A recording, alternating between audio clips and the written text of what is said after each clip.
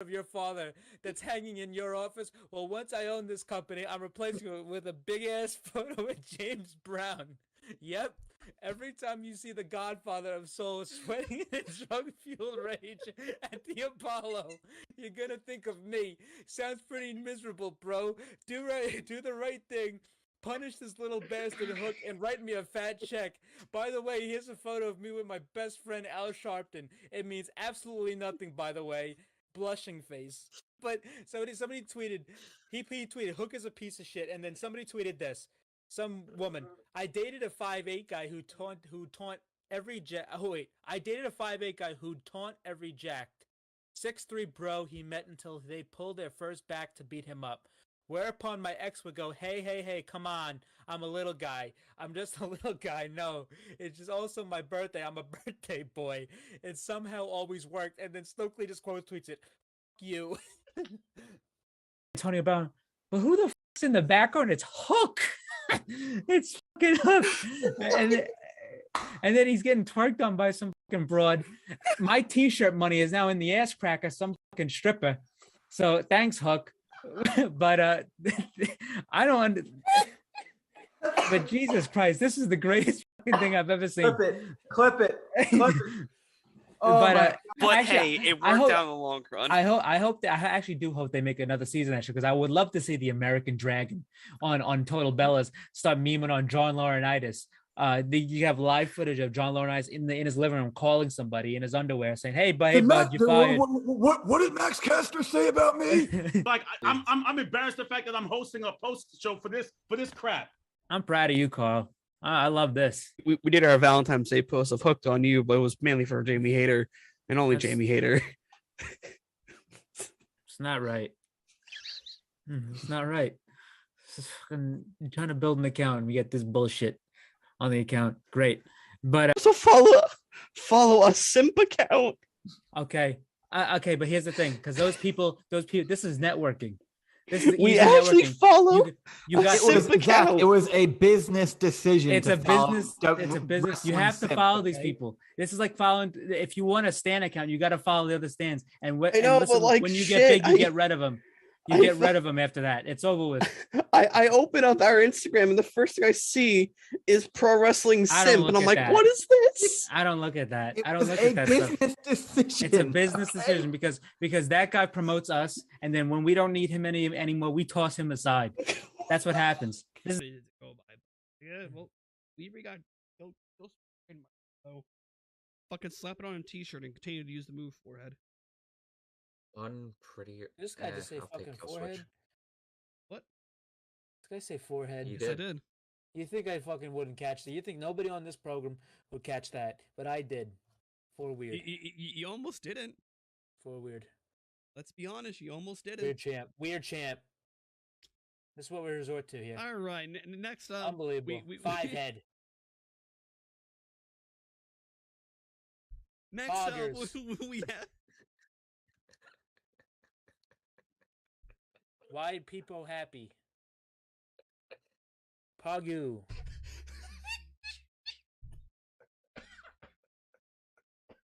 Weird champ. Weird. Forehead. Oh god. Franker faces. Oh. Wowie. Why people sad? What else? Look at how red my face is.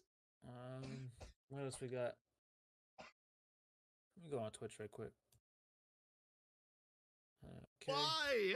Why? Why do people happy? KW, LOLW, XQCL. All right. The Acclaim promo now. We were backstage.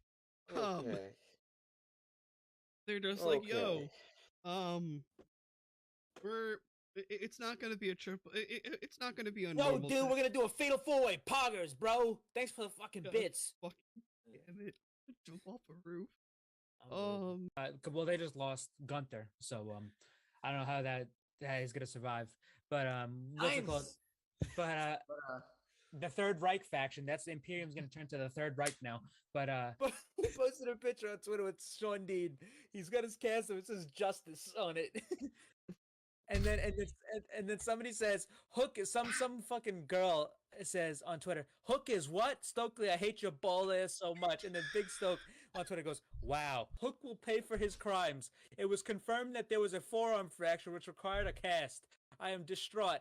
I rolled dice with my left hand, so I'm please don't make me sue this company, Tony Khan. Please, you know that a portrait of your father that's hanging in your office? Well, once I own this company, I'm replacing it with a big-ass photo of James Brown. Yep.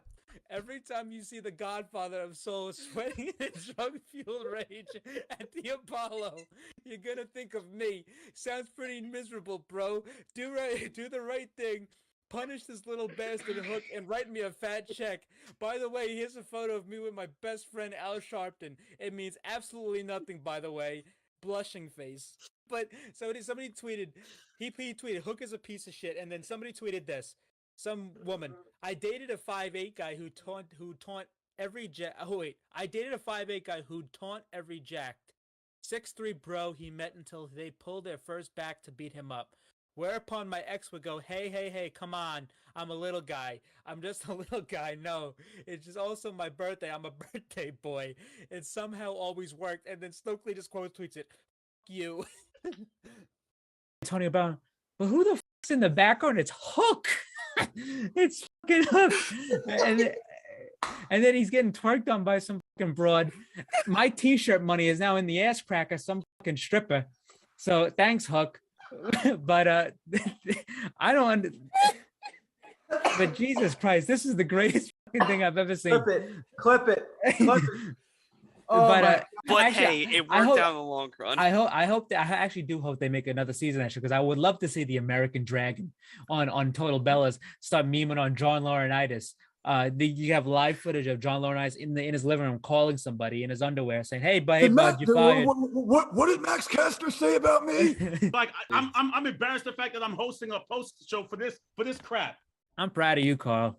I love this. We did our Valentine's Day post of Hooked on You, but it was mainly for Jamie Hayter and only Jamie Hayter. It's not right. It's not right. It's fucking trying to build an account and we get this bullshit on the account. Great. But So follow a simp account. Okay, but here's the thing, because those people, this is networking. This is we actually networking. follow.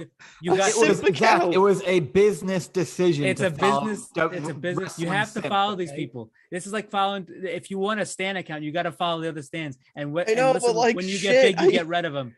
You get rid of them after that. It's over with. I open up our Instagram and the first thing I see is Pro Wrestling Simp, and I'm like, what is this? I don't look at that. I don't It's look a at that business stuff. decision. It's a business decision because that guy promotes us, and then when we don't need him anymore, we toss him aside.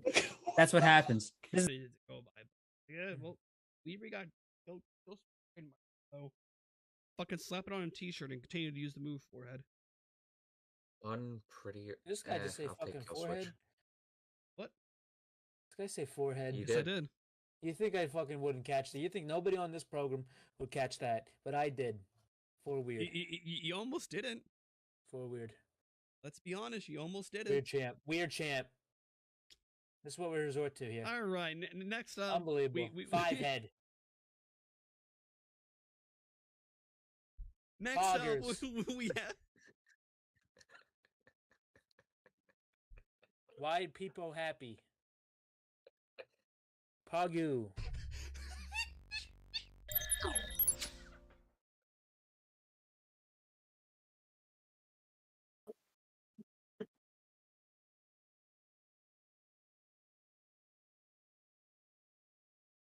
There.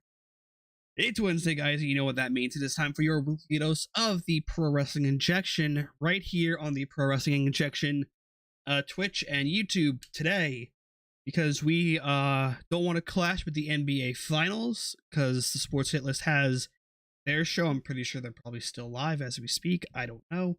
I didn't check. First round. They are still live, I think. I They just started. I don't want to cut you off, but we have this is not relevant at all, but this is great breaking news for a legend in our that me, Zach, and Nick know of. James Draws will be announcing a draft pick at the NFL draft. I can't fucking wait. He's gonna be up there. Kansas City Chiefs, what happened? I can't wait. Sorry, that needed to be said. He's gonna like pick up say like Finn goes to SmackDown and the rest of Judgment Day go to Raw. Finn, what happened? Yes, sir. But yeah, so and as always, I'm here joined by my illustrious panel of co-hosts. To my right, we have Mike, the better Mike of the Sports Hitless, point blank and simple. And down below, we have the goon himself, Christian.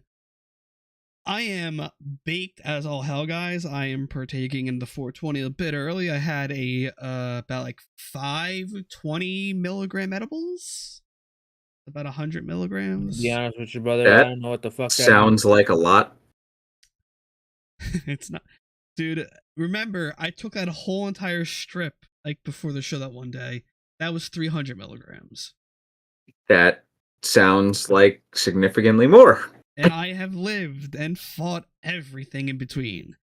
But this is not about 420. This show is not about it. If you want to catch 420 stuff, I'm bringing back my gaming channel. Ooh, kill me. Well, yeah. So without further ado, Christian, just dive us into the news. All right, so basically, just nip at the smaller stuff first. WWE has been in talks with ESPN on some projects. That's literally all the news for that. I mean, they're in talks with ESPN for some projects. What I think that's probably is either 30 for 30 documentaries like how they did with Flair, or they could just be doing other people. Like I can see like one about like Vince or like Triple H or something like that. So there's that. WWE is letting their talent stream on Twitch again after it got banned like 2 years ago for no reason. So and that was said to have gone over really well with the talent, which it shouldn't have been banned in the first place. It was stupid. But yeah, that's good. We have Cody Rhodes.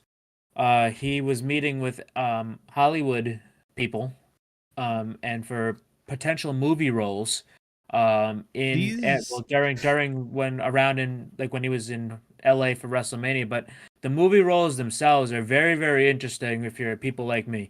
So And me. number one, Fuck. oh yeah, it's true. I'm talking about nerds. I mean, you're a nerd, like me. You're akin to me. Okay. But yeah, fucking dweeb. But anyway, Fuck. what's it called? This guy apparently they're eyeing him for the role of Johnny Cage in the next Mortal Kombat movie. Which, I mean, it's either between him and the Miz. I prefer the Miz. Not gonna lie. I mean, because that's the thing. Cody looks more like Johnny Cage. However, Miz is literally Johnny Cage. Miz's entire gimmick is that he's a phony fucking Hollywood fighter. So that's that's I mean, point. he literally is Johnny Cage in real life. So they could go either or. I'll be happy. And yeah, that'd be funny. I didn't like the first I didn't like the new Mortal Kombat movie. I wasn't a big fan of it. But if they have somebody in there like I watched that the Cody shit or the Miz, for free because that Yeah, was so on did I. HBO Max. yeah, I was like, if they do that, we'll see. But I'm Good gonna watch luck it to whoever regardless. gets the role. Yeah. And anyway, there was another one that apparently could be connected to a potential Zelda movie, which that made my ears perk up because I'm a Zelda goofball. Because look at this, I got a little Ganon right here. But yeah, and look, actually I just replaced it this week. I retired it. How long did I have this? What, 5 years lanyard for my keys was Breath of the Wild. I just retired it today, probably 2 days ago. But yeah, a Zelda movie. Because I mean, obviously, this isn't the movie injection, but if you didn't know, the Super Mario Brothers movie is out, and I saw it 3 times I because have I'm not a seen it Mario. yet. I'm Jesus lazy. Christ Almighty! You're a fucking despicable I'm human also being. like broke. You're I don't have a job. disgusting. I don't I have a job. I don't care. You're a disgusting human Fuck. being. How about that?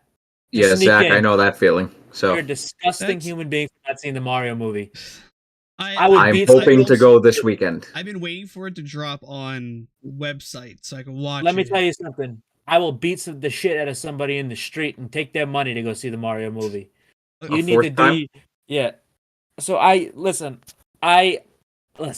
The movie, I loved it. It was immaculate. If you're a Mario buff like I am, who knows every fucking inside and out reference that was in that movie, you'll love it. But yes, the Mario movie was extremely successful, highest money making movie in the weekend ever.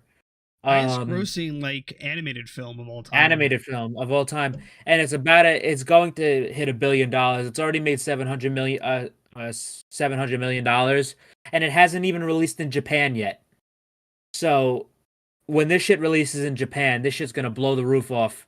And what's it called? I don't know. We'll see. It's probably gonna make some. I mean, I don't know about 2 billion, but it's gonna make a billion. But oh yes, we have the what's it called? Oh yeah, we're talking about Zelda. So obviously Cody Rhodes is a Zelda guy, big Zelda guy. This guy Cody. Before, when Cody was first in WWE, he always had the Triforce on his boot. A lot of wrestlers do this, so they don't have to wear their wedding ring in the ring. They'll get like a tattoo of like their wedding ring on their ring finger, like Moxley has one. But Cody his is noticeable because it's like a wedding thing and it has the Triforce in the middle. So, and I mean, I'll never forget on the Broken Skull sessions with Stone Cold. Cody was like, he asked Stone Cold what his favorite Zelda game was. He's like, I'm a Breath of the Wild guy. And Cody was talking about Ocarina of Time. I'll never forget that post. Like, listen, son, are you more of a Majora's Mask type of kid, or an Ocarina of Time guy? But listen, if they get Cody Rhodes in a Zelda movie, an animated Zelda movie, we're in business. I'm gonna be doing some big. I'm gonna be doing some big even business. if like he doesn't get the voice of Link, that would be Yeah, I don't think he even should get the voice of Link because he doesn't sound like I don't want to see Link and start thinking about Dusty Rhodes.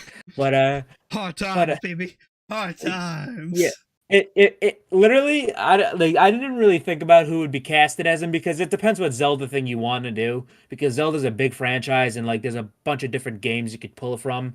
It's not like a melting pot like how it is with Mario. Yeah. But the only one I really thought of is that Cody would be good as either somebody from the like Ocarina. Chances are they'd probably do Ocarina of Time. He'd be good as like a Goron or like a Zora or something like that. Perhaps even maybe something like the Happy Mask Salesman. But if he gets that, that'd be a dream come true for him. That'd be really cool. But yeah, it's enough because Tears of the Kingdom's coming out in on May 12th for Zelda, and you guys aren't gonna see me for a little bit after that. So I will not be alive. I will be alive, but I will not be around after that game is out. You're not gonna see me. You'll probably pop in here sporadically. Just like, yeah, I'm not gonna do the show today, guys. Yeah, I mean, the next day, the day after it comes out, is when I'm meeting MJF. So I'm like, shit, dude. I'm like, of course, You got your hands full. Yeah, this guy's gonna ruin my Zelda excursion. I mean, he had to ruin something for me, this guy. But yeah. Anyway, besides that, we have another piece of news of Rey Fenix. He will be taking some time off just to rehab some nagging injuries. Nothing really major at all. He's not going to be out for an extended period of time. It's just rehabbing some minor injuries. Nothing wrong with that. Also, we have Kota Ibushi. Kota, he did an interview today.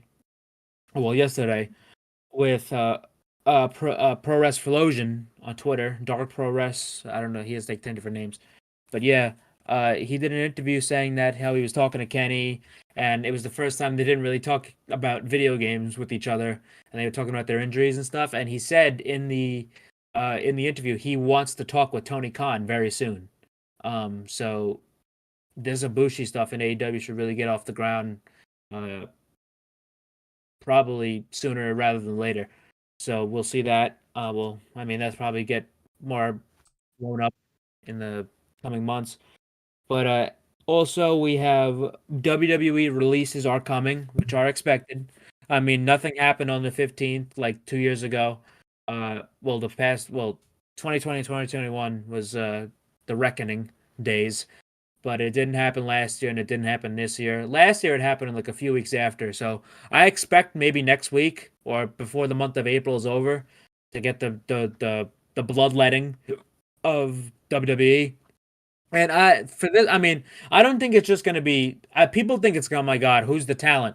I don't think it's going to be just talent because this is what happens when companies merge. It happened when Warner Brothers Discovery merged. When Warner Brothers Discovery merged, a lot of people lost their jobs, and a lot of people got pushed out. That's what happens when companies do mergers. Like the old regime gets taken out, and they all put all their new guys in. So that's usually what happens. It's probably going to be company wide. I don't know how many people are going to get cut. But we'll see. And they're coming. So they're coming. Do you Also, think any big names out of the locker room will get cut? it depends. See, I mean, usually, it's going to be different because the last time when they were doing the mass releases, they were prepping for a sale. So it depended on, talk about it in football terms, who has the biggest cap hit. And I'm not talking about like a cap hit that is expendable. Like when they had Braun Strowman at the time was a very shocking release. But that guy was making a lot of money. I'm not sure if I read it right, but I think they have like 555 million to spare. That's right. Must be nice. That's what I heard for contracts. That's all they have to spare. So we'll see. I wouldn't be surprised if it's more lower end guys than high end talent that they're using. Yeah. Like I could see like guys like Garza and Humberto and like Dana Brooke, and which is even just fucked up. They might as well cut. I'm not trying to campaign for anybody to lose their job, but they might as well cut Dana Brooke if they're taking people's signs in the crowd that are supporting her. That was a funny thing today. This is the second person who had I paid to see Dana Brooke sign get confiscated. I'm like, this got to be a rib. This has to be a rib or something. This is hilarious to me, even though it's kind of fucked up. I was saying hi to a friend of the chat. Hey, Dario. Yes, Sammy won. We'll get there. We're covering our news section first. Yeah. It's who's gonna get cut. We don't know. I think probably like Mustafa Ali is gonna be on that chopping block. Probably. That's what I feel. I don't think it's going to be big names. I think it's just going to be a lot of people. What I think it's mostly going to be is probably guys who are really barely on TV or performance center people who have never seen the light of day on NXT yet. Hopefully. Yeah, because they signed a bunch of these NIL people to the next in line system. So we'll see how that works, but I'm not sure yet. Anyway, Next up, we have the New Japan Collision shows were this weekend, last weekend, excuse me, and they were fantastic shows. They were very, very good. It was kind of a 2-day show. We had Capital Collision, in Washington D.C. on Saturday, and on Sunday we had Collision in Philadelphia, which there were 2 great shows. I wish, they would collab with Fight TV Plus with like the pay-per-view system. That would be nice. Hey, Japanese business, they ain't gonna do it. These Japanese business people are ruthless. Yeah, but they're making us American swine pay like what, like $6 a month for New Japan World? Yeah, and to watch the American shows, that's you gotta it. pay extra. Yeah, that's all I pay for. Really, it's like $6 to $7, depending on the month. Sometimes. Huh? What you thought? You thought I was paying an arm and a leg for that? No, I thought you were paying like at least like 10 or 15. Oh. No. Yeah, it's because of the transition from yen into God bless the into American dollar. Yeah. For once. But yeah. So first off, I guess speak on the Collision show, in the Capital Collision show. Good stuff here. We had there was a 10-man tag. I'm not gonna go over all the main stuff. There was a 10-man tag. It was a great, pretty good match between David Finlay and AR Fox. there was a fantastic match between Zack Sabre Jr. and Filthy Tom Lawler. Tomohiro Ishii and El Desperado was fantastic. Kenta and Eddie Edwards was great, but the main event was very, very, very good. It was Aussie Open versus Hiroshi Tanahashi and Kazuchika Okada versus the Motor City Machine Guns. Very, very good triple threat match. Triple threat match for the New Japan Strong Openweight Tag Team Championships, and Aussie Open had did defeat both those teams, and now they are double champs. They are the New Japan Strong Openweight Tag Team Champions, and they are now they won the Strong Openweight Tag Team Championships, and they won the IWGP Tag Team Championships at Sakura Genesis. So now they have 2 belts to parade around. So that was pretty good. And listen, after I'll talk about it after the next event, which is Collision in Korea. But these Aussie Open guys, man, they're making a run right now for Tag Team of the Year. And it's already April. They're making a big time run. But yeah, so next, the next day we had a great show. Every match on the card really delivered. We had El Desperado and Volador Jr. versus Delirious and Kevin Knight. Great opening tag match. Then we had Hot Sauce Tracy Williams versus Alex Coughlin. Excellent match between these two. We had Clark Connors versus the DKC, which this is what I wanted to get to as well. Clark Connors turned heel on the DKC. The DKC was a young lion in the same dojo as Clark Connors. But later on, after he came out, after David Finlay defeated AR Fox, he said, "My Bullet Club is only going to consist of killers," and he brought out Clark Connors. And Clark Connors, he just said, "Listen, how many tours of Japan have you had? How many things have you done? You haven't gotten these opportunities, but yeah, listen, you need to be doing more." And that's what, and Clark Connors agreed. He threw up a 2 sweet, and Clark Connors officially joined Bullet Club. So I like that addition of Bullet Club. It's another great junior heavyweight for them. I love Clark. Clark is fantastic. I mean, he was really great as a babyface with the Wild Rhino stuff, but he needed a new direction. And he's like, I mean, he calls himself the Wild Rhino, but he really wrestles like an animal. The guy is fantastic. I'm not trying to make it because he's 10 times better than Goldberg, but like that Goldberg like intensity and explosiveness, almost like Braun Breaker as well. He has it, but for a shorter, smaller guy for a junior division. Yeah. So I'm very happy to see that. That's a cool addition, and that's something to think about when we have Jay White, Juice Robinson, and whoever they take. Probably El Phantasmo with Bullet Club Gold. At Forbidden Door is probably going to be Finlay, Kenta, and Clark Connors. Probably a 6-man tag for that. So there's your, because we were all speculating who was going to be the next Bullet Club member, and it was Clark Connors, which we saw last year at Forbidden Door in the All Atlantic title 4-way to crown the first champion when Ishii went down. But after we had Team Filthy, which is Tom Lawler, Royce Isaacs, and Jor-El Nelson versus TMDK, which is Bad Dude Tito, Shane Hastings, Zack Sabre Jr. Another great match. Just 5 guys, Sonata and Yoshinobu Kanemaru versus Homicide and Rocky Romero. Great match. Then we had probably one of my favorite matches of the night. Orange Cassidy defending his AEW International title against Gabriel Kidd, which this was a great match. This was real good, very hard hitting. They continued the story of Orange's hand. He had his hand taped up. Yeah. Gabriel, who is another young lion who has since graduated, he was really beating it up. Gabriel's very intense, but there was one thing to notice about this match is that Clark Connors and David Finlay were watching this match on the stands.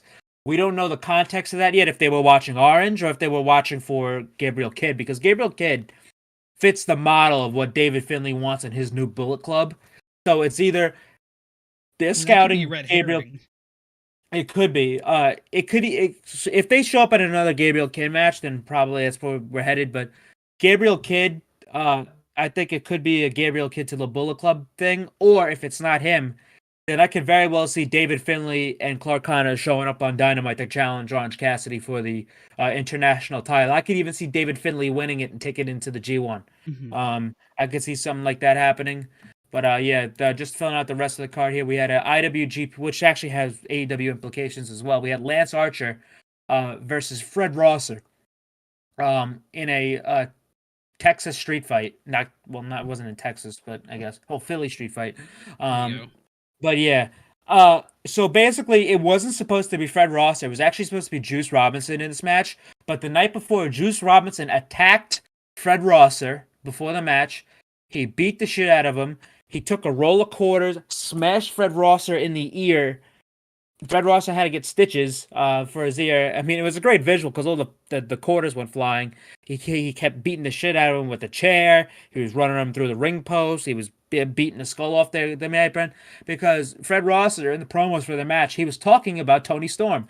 There was a seat in the crowd with Tony Storm's name on it that Fred Rosser put there, and Fred Rosser's a babyface. He's like, here, your wife can come watch me beat your ass. So Juice, before the match even happened, went to beat he beat the shit out of him, and then he gets on the mic and he goes, "Keep my wife's name out your fucking mouth." And then he says it again twice, like Will Smith. So Juice Robinson did pull a Will Smith. That sounded more like Toad than Juice Robinson, but yeah, he it was really funny. My wife's name. That's like Gilbert Godfrey right there. No, that was more like Marge Simpson. Oh me. Yeah, that's about right. Yeah. But so what's it called? Juice was kayfabe suspended from New Japan, so he has been suspended because of his actions against Fred Rosser. So he was replaced by Fred Rosser. I don't know how the hell this is an upgrade. Imagine getting the shit beaten out of you by Juice, where you had to be like basically stretchered out, and then he's like, "Oh, okay, yeah, next less than 25, you gotta go fight Lance Archer." Good, thanks, Fred. But yeah, Lance Archer defeated. Yeah, Lance Archer beat Fred Rosser, and now Lance Archer will be going to Dominion to wrestle the winner of the Hiroshi Tanahashi Will Ospreay match. Depending on Will Ospreay is going to be back from injury, which I think he's cleared. No, yeah, I know he's cleared, but that video saying he doesn't feel 100%. I don't know if he's going to take some little bit more time. I think it's in June, so he'll be back. So I think he'll be back. So it'll be most likely we're probably going to get. It's going to be Ospreay and Tanahashi at Resurgence, but then it's most likely going to be Archer Ospreay at Dominion, calling back to their G1 opening match where Archer actually beat Ospreay, and probably that sets up Ospreay and Omega 2 at Forbidden Door. But the main event was very, very excellent. It was it was a great match, one of the best tag team matches of the year. Aussie Open versus Leo Rush and Tomohiro Ishii. Great stuff from these two teams here. And I mean, it's just chaos. It's just a mosh podge team of chaos with Leo and Tomohiro Ishii. But damn, they were great together. It went about 20 minutes. Just great stuff from both these teams. And Aussie Open retained their titles. And Aussie Open, man, these guys, I mean, as I said, they're making a run for tag team of the year. If they keep working like this, they're bar none going to be tag team of the year. Oh, yeah. But yeah, that was the two New Japan Collision shows. We also have breaking news as well that Commander is all elite. Oh, which is more. Because Christ. Because Tony just posted a picture with him shaking his hand like a Triple H type deal. Did he do the point? He didn't point. Damn. But Commander's actually the one pointing. That's even better. So, the last piece of news here before we get to the main story is that Hangman Page is now in talks with AEW for a contract extension. That's all we know about. But I mean, it's now there's 4 that we know of. Now we know of Hangman and Kenny and the Bucks. So that's 4 of your cornerstones of AEW in contract negotiations. So that's something to think about. But yeah, so Commander and Tony they'll take a little pitch together. He just posted it. So good for them. I didn't even know Commander was only 24. That's a young guy. Yeah, I think I heard Get out. that. Yeah, he's 24. Sammy said it. All right. Well, way to make me feel old, Christian. How old are you? 24? 20. 25. 26. 26. I'm an old fuck. Wow. This guy, I didn't even know. I thought he was like 24. Like, I mean, Christ I look almighty. 24 that I trimmed the beard a little bit. I get pissed off every time I see like Nick Wayne and Billy Starks. I'm like, fucking assholes. I should have been doing that. Or like if I see Julia Hart, I'm like, and Dante Martin, like they're the same age as me. What's going on, dude? It's about Come on, drive. It's about power. Yeah. Unbelievable. So now, I guess getting into the meat of the news. CM Punk is back up. This is going to be the last time we're going to talk about CM Punk for about like 2 to 3 weeks because just when you're out, they pull you back in. Yeah. The 1 week I don't keep up with the news, and a lot of crap happened. Also, I've resubscribed to Fightful. If you want to get all the news, only $5 a month, you get legit everything besides the releases because those get posted on Twitter for everyone to see, but you get the laundry list of names afterwards. So Fightful Select has made reports along with the Wrestling Observer that has said that the new Dynamite show, the new 2-hour-long show on Saturday, is going to be a CM Punk focused show with people who want to work with him, hence they want to go with a brand split.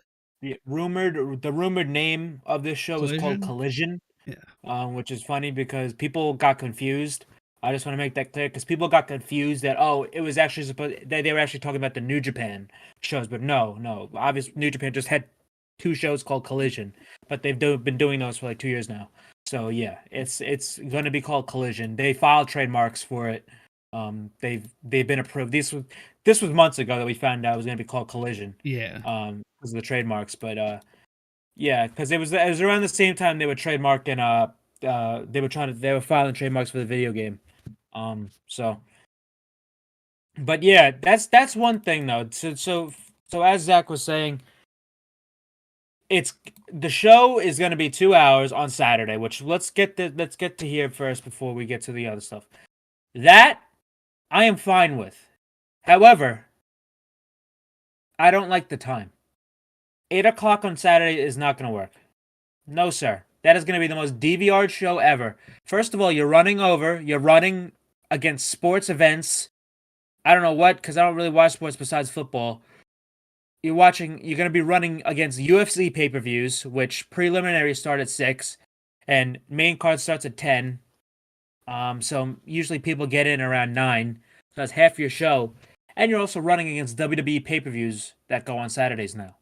And NXT shows. But so that's obviously you don't want to run against the WWE pay-per-view or anything like that. That's stupid. However, and also running Saturdays is already a risk because there's not really much days left for restart to just go back to fighting NXT in the ratings. I wouldn't see. Since it's not a televised thing, I know it's TV and this. You can't just do this, but I'd rather swap Ring of Honor spot on 7 on Thursdays for Collision instead, and then have Ring of Honor do Saturday because obviously Ring of Honor is on Honor Club. It's not on a channel. You can go watch it at your own leisure, but that's obviously can't happen because that's not a network show. But that's the thing about this. I am no fan of the 8 o'clock time slot, but I am a fan of the 6 or the 6:05 time slot. If they put the show on at 6, I think that would do much better. That would be fine because they'd just be clipping the WWE start times. They'd just be clipping the UFC prelims, which no one really cares about. Whatever other sports events, if you for example, you have the Daytona 500. That shit's usually starts at 1 and is usually done around 5. So you'd be right in the middle of when stuff ends and when stuff begins. So I think 6:05, the old WCW time slot. I think that would work a lot better than 8 o'clock because 8 o'clock on Saturdays. Listen, I would love. I'm all for another 2 hours of AEW. I'm all for them getting more TV time, getting more guys to work and stuff like that, or more stories and more fleshed out stuff. But listen, I mean, I can't be I sacrifice my Wednesdays for this. I can't sacrifice Saturday. That just can't happen. But and I know I'm not the only one because I'm usually the ones who would stay in for something like that. But yeah, 6:05 I have no problem with. 8 o'clock, that's you're gonna run into a lot of trouble. Um, I get why they don't want 6:05. Well, I don't know if they don't want 6:05. I get why they probably are apprehensive because that's kind of unprecedented nowadays. Um, and I don't know what kind of number that would do. Um, but I don't know. Well, I guess we'll just have to see when it comes to the time slot. But as Zach was saying earlier, they're looking to do a soft brand split going into this show, which meaning soft, which the way I interpret soft is SDWFT, is basically like it's not going to be two exclusive rosters. You're not going to have a Dynamite roster You're and a gonna get Collision roster. it's rumored to be the people who are okay to work with. Yeah, yeah, we're about to get into that, which is already its own can of worms. But what I think here is like, even if it's is that, I don't think it should be just that. So Mhm. like, even if it's just the people who want to do that, I think it should be you have a core group of guys and a core group of stories that you can only find on Collision, just kind of how you do like Rampage. Like a good example is the Jade and Taya Valkyrie feud. That hasn't touched Dynamite until next week. That's been going on for about a month and a half. Hasn't touched Dynamite until next week. I think they should have exclusive stories, exclusive core guys on that show. So you say you have core guys. Say for example, I don't know anybody. Jay White, Darby Allin, Ricky Starks, and uh, uh, the House of Black. You have those guys do not come off that show, but their opponents they do programs with them. They feud once they get to a pay per view. Then they could jump back to Dynamite and swap out. Like they could basically swap. So like somebody could jump from Dynamite to Collision and won't be seen on Dynamite for a couple months, Mhm. until their programs them and then go back. Yeah. I think that'd be a good way to do it. But we don't know what's this gonna tell because we don't know what this is gonna look like because I don't know if shit's gonna hit the fan again soon because it sure seems like it. Um, but we'll see. But as Zach was saying earlier, this comes into the CM Punk type of realm because Warner Media, people within Warner Media and Warner Brothers Discovery has been notified that Punk is coming back. This isn't a fucking rumor. This isn't a guess anymore. The guy's coming back. So it's inevitable. So you have to take measures and you have to prepare for his return, which is happening. Because if you're gonna make the corporate overlords aware of it, then I don't think that you're gonna see that changing. Yeah. But yeah, very so.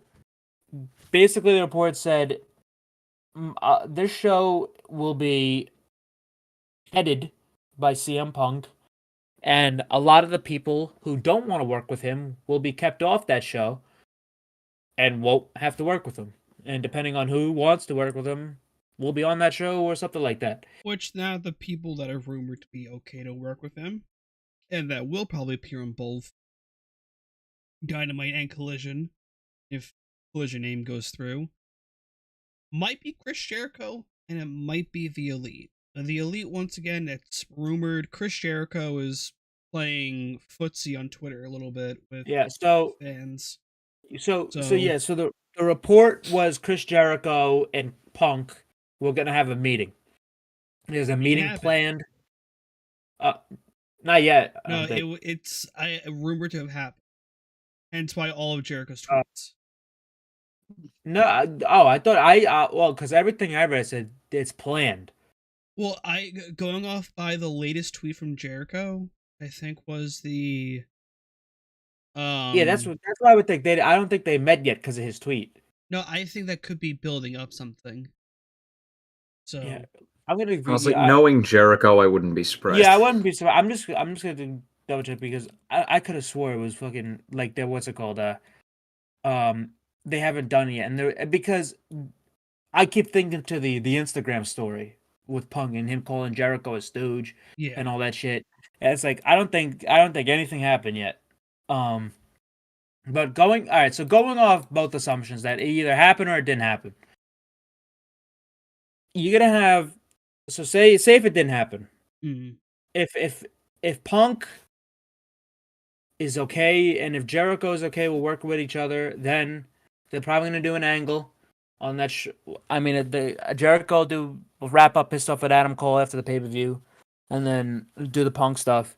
And if Jericho is willing to work with him, that was one of the ones I thought would be hardest to salvage, like him, Hangman, and the Elite.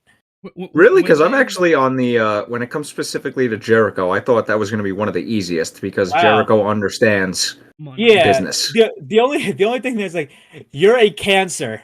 Yeah. I'm like okay. Well, I don't know if this guy wants to work with him. Now, when they say the Elite, do they include Hangman in that situation? No, they don't. No, really. Because I figured they would because that's like the collective group who started AEW. Well, that's the thing because Hangman wasn't involved in Brawl Out. Like he was not there at all. So when they say the because I remember I saw Sean's like report saying Elite and Hangman. Okay. So what this is? All right. So let's break it down. They have. So if this meeting hasn't happened yet, they had Jericho and Punk, and they said a neutral party, which is most likely FTR. Which neutral party? I don't know about that. Listen, I love FTR. They ain't no fucking neutral party in this situation.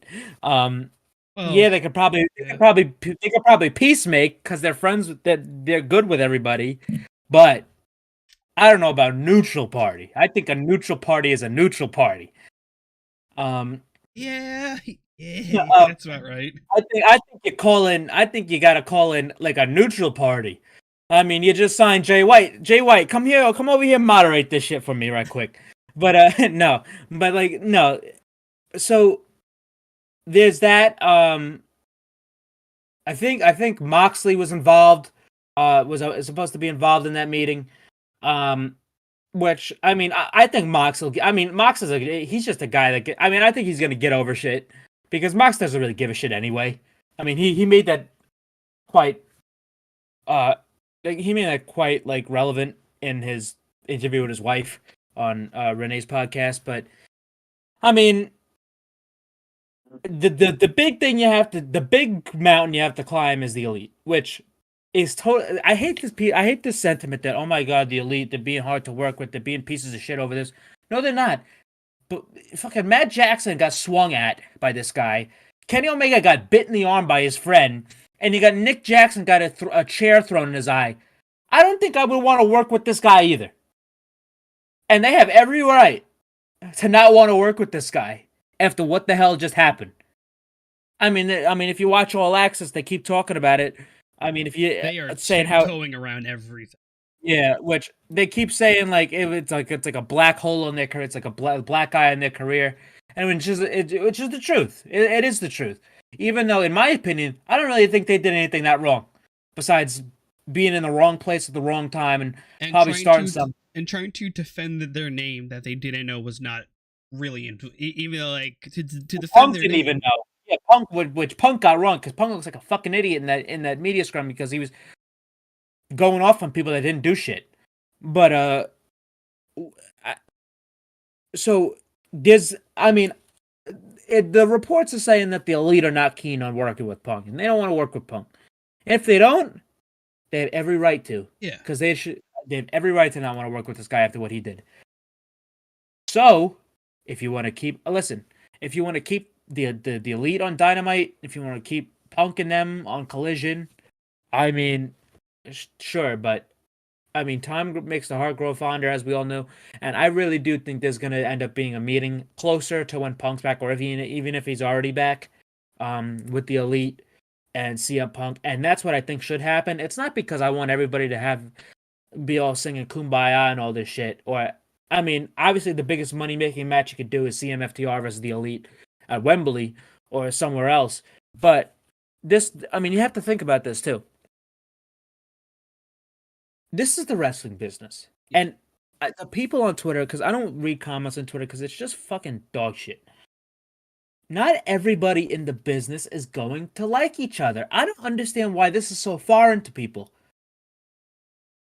What are some of the best stories ever in wrestling? Is people who don't like each other but coexisted in the same company. Shawn Michaels and Bret Hart. That's example number one that people are making. There's a lot of this going on. You don't have to like who you work with. I guarantee you, if you go to work right now, there's people you don't like at work. But you coexist, don't you? And you get paid and you go home. And if shit boils over, you go to HR, you wrap that shit up, and you move on. Oh yeah. But it's like, my thing. I've always been steady on this stance that Punk is one guy whose body is deteriorating, who does not have many years left, and that is no more important than Mox, Jericho, Kenny, Matt, Nick, or Hangman. He is not more important than any of them. Because they were there from the beginning, and AEW would be drastically different than it was before Punk showed up. Yeah. However, this situation is something to. I mean, this is insane. Like I think having a soft brand split just for people who don't want to work with that guy is fucking bullshit. I don't want a brand split because of that reason. I don't even want a brand split. I'm not a fan of the brand split. I'm not a fan of the brand split on WWE. I don't like the brand split because the brand split is useless. Because I mean, look at Rey Mysterio and Dominic Mysterio. They're in the Bloodline. They're on Raw and SmackDown every week. The point of the brand split. It's no brand split. And it's only a brand split if you respect it. And WWE, I'm not trying to shoot at WWE, but WWE obviously doesn't respect its own brand split because guys are jumping back and forth. Am I opposed to AEW trying a brand split? No, because we have never seen an AEW brand split. We don't know how an AEW brand split would work. We don't know what it would entail. We don't know how Tony would exclusivize the rosters or something like that. So, am I giving them a chance if they want to do a brand split? Absolutely, because we've never seen it before. And that's one thing a lot of wrestling fans don't do is give shit a chance and because in my eyes, this company has earned let it play out. They have earned it. You have to earn let it play out. You can't just do let it play out. You have to earn it. And they've earned it. I agree. Sometimes it's worked and sometimes it hasn't. But listen, it's a brand if they want to do a brand split, which I'm not a fan of, then fine. That's cool with me. Try it. If I don't like it, then I don't like it. If I like it, then I like it. But if the brand split wasn't planned out, and it is just because of this CM Punk stuff, that is no good. That is not good. There's no reason why they should be doing a brand split. That is the cold hard truth about it. If you want to do a brand split, you have to do it on your own volition, not because some guy is a fucking walking time bomb and you don't want to work with him. That's. I mean, he's like patient zero. Stay away from it. It's one person. A very interesting the next. Couple months because I kind of want to jump into. Imagine going to work and saying, "Oh, all right, listen, this guy is gonna get his own day of work, and you don't have to come in this day of work. You don't have to come in on Monday because he's gonna be here, but you can come in on Tuesday." That doesn't make much sense. It doesn't at all. So I already have coworkers that refuse to work with each other. So yeah. Listen, the last thing I'll say about this Punk stuff and this entire fucking brouhaha and circus is that not everybody is gonna be like each other. Not everybody's gonna work with each other. It's the wrestling business. This is what's going on. Tony Khan just went on a busted open radio interview. Said, "Listen, I don't think Britt Baker and Thunder Rosa are ever going to get along." That's fine. I think if they act like Britt and Rosa, who they don't like each other historically, but they had great chemistry in the ring, and they've had great matches together. Fine. And make that money. It's all about the money. Yeah, and if they listen, I think differences need to put aside. Just work together. You don't have to be buddies. People in wrestling fans need to understand that not everybody's gonna like each other. But this shit is getting out of hand. They got to keep it quiet a little bit too, as well, because I mean, all this shit in the public eye is not really good at all. Because it makes it look childish, and that could scare people away from wanting to work there in the future.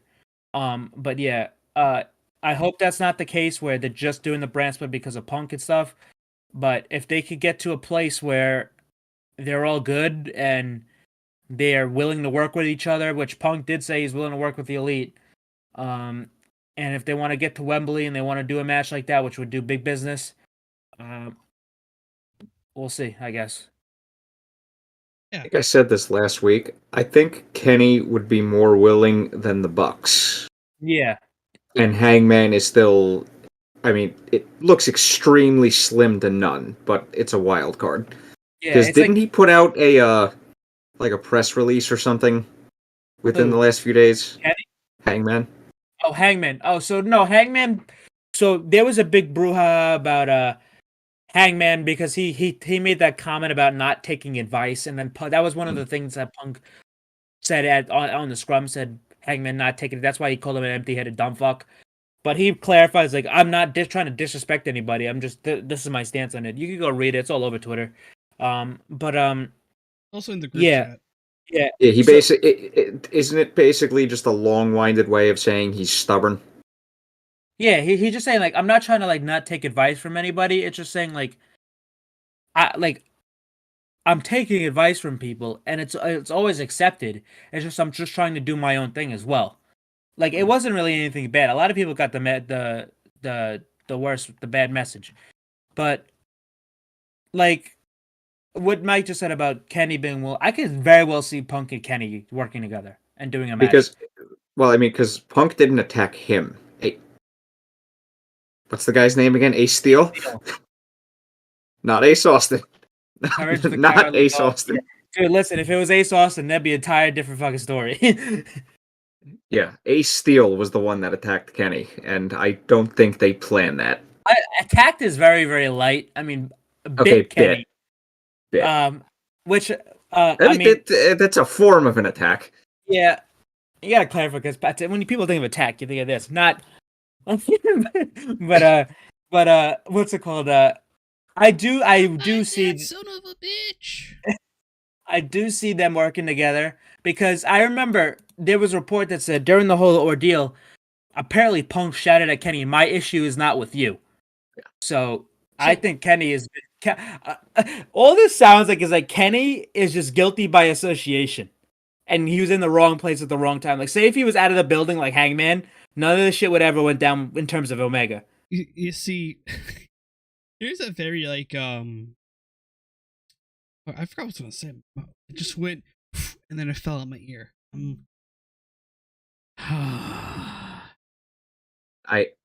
Zach, that happens to me like multiple times every week. There's a funny tweet. JTG just quote tweeted the releases of report, and he says, "Don't pick up the phone on Friday." Never do, man. Somebody breaking Stokely Hathaway tweet report. We have somebody so Stokely tweeted 10 retweets, and I'll report on for having the blicky. And then somebody with no profile. No. So, somebody with no profile picture commented, "Hello, Stackily. Please be honest with your height. I noticed you advertised yourself as being 6'3", but in my opinion, you were closer to midget size. Please respond." And Stokely goes, "Eat shit, James." There you go.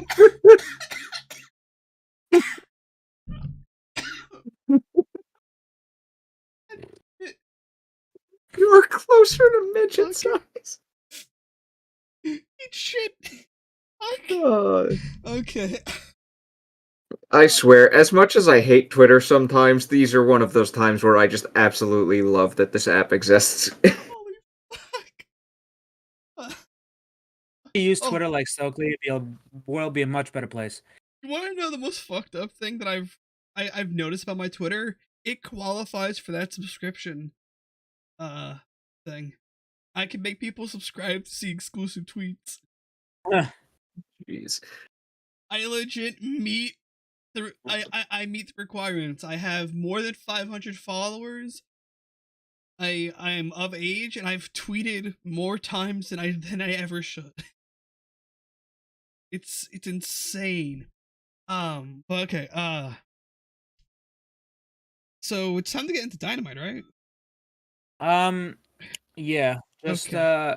just to make sure, I just want to let people know that the Stardom show with Mercedes' title defense against Mayu Iwatani, the link to purchase that pay-per-view has just gone live on Stardom's Twitter.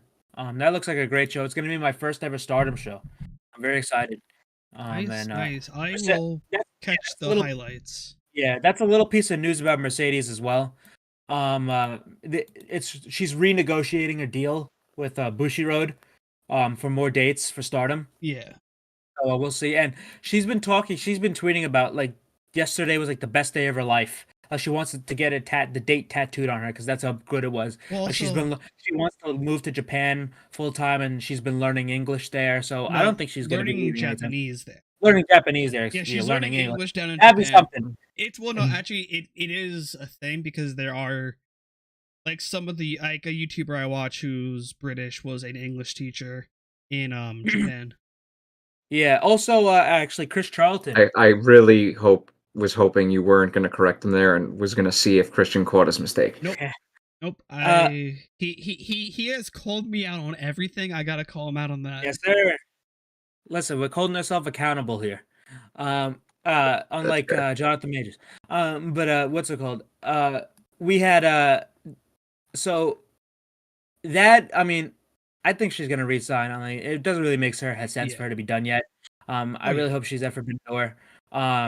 But there was also another funny Stardom thing going down on Twitter with Daniel Garcia because Daniel Garcia is a known Joshi Stardom fan, and he asked to join Club Venus, the new faction that is basically like Bullet Club, not like a heel faction, but like mostly made up of mostly made up of foreign talent, non-Japanese. There's only 2 Japanese girls in the faction.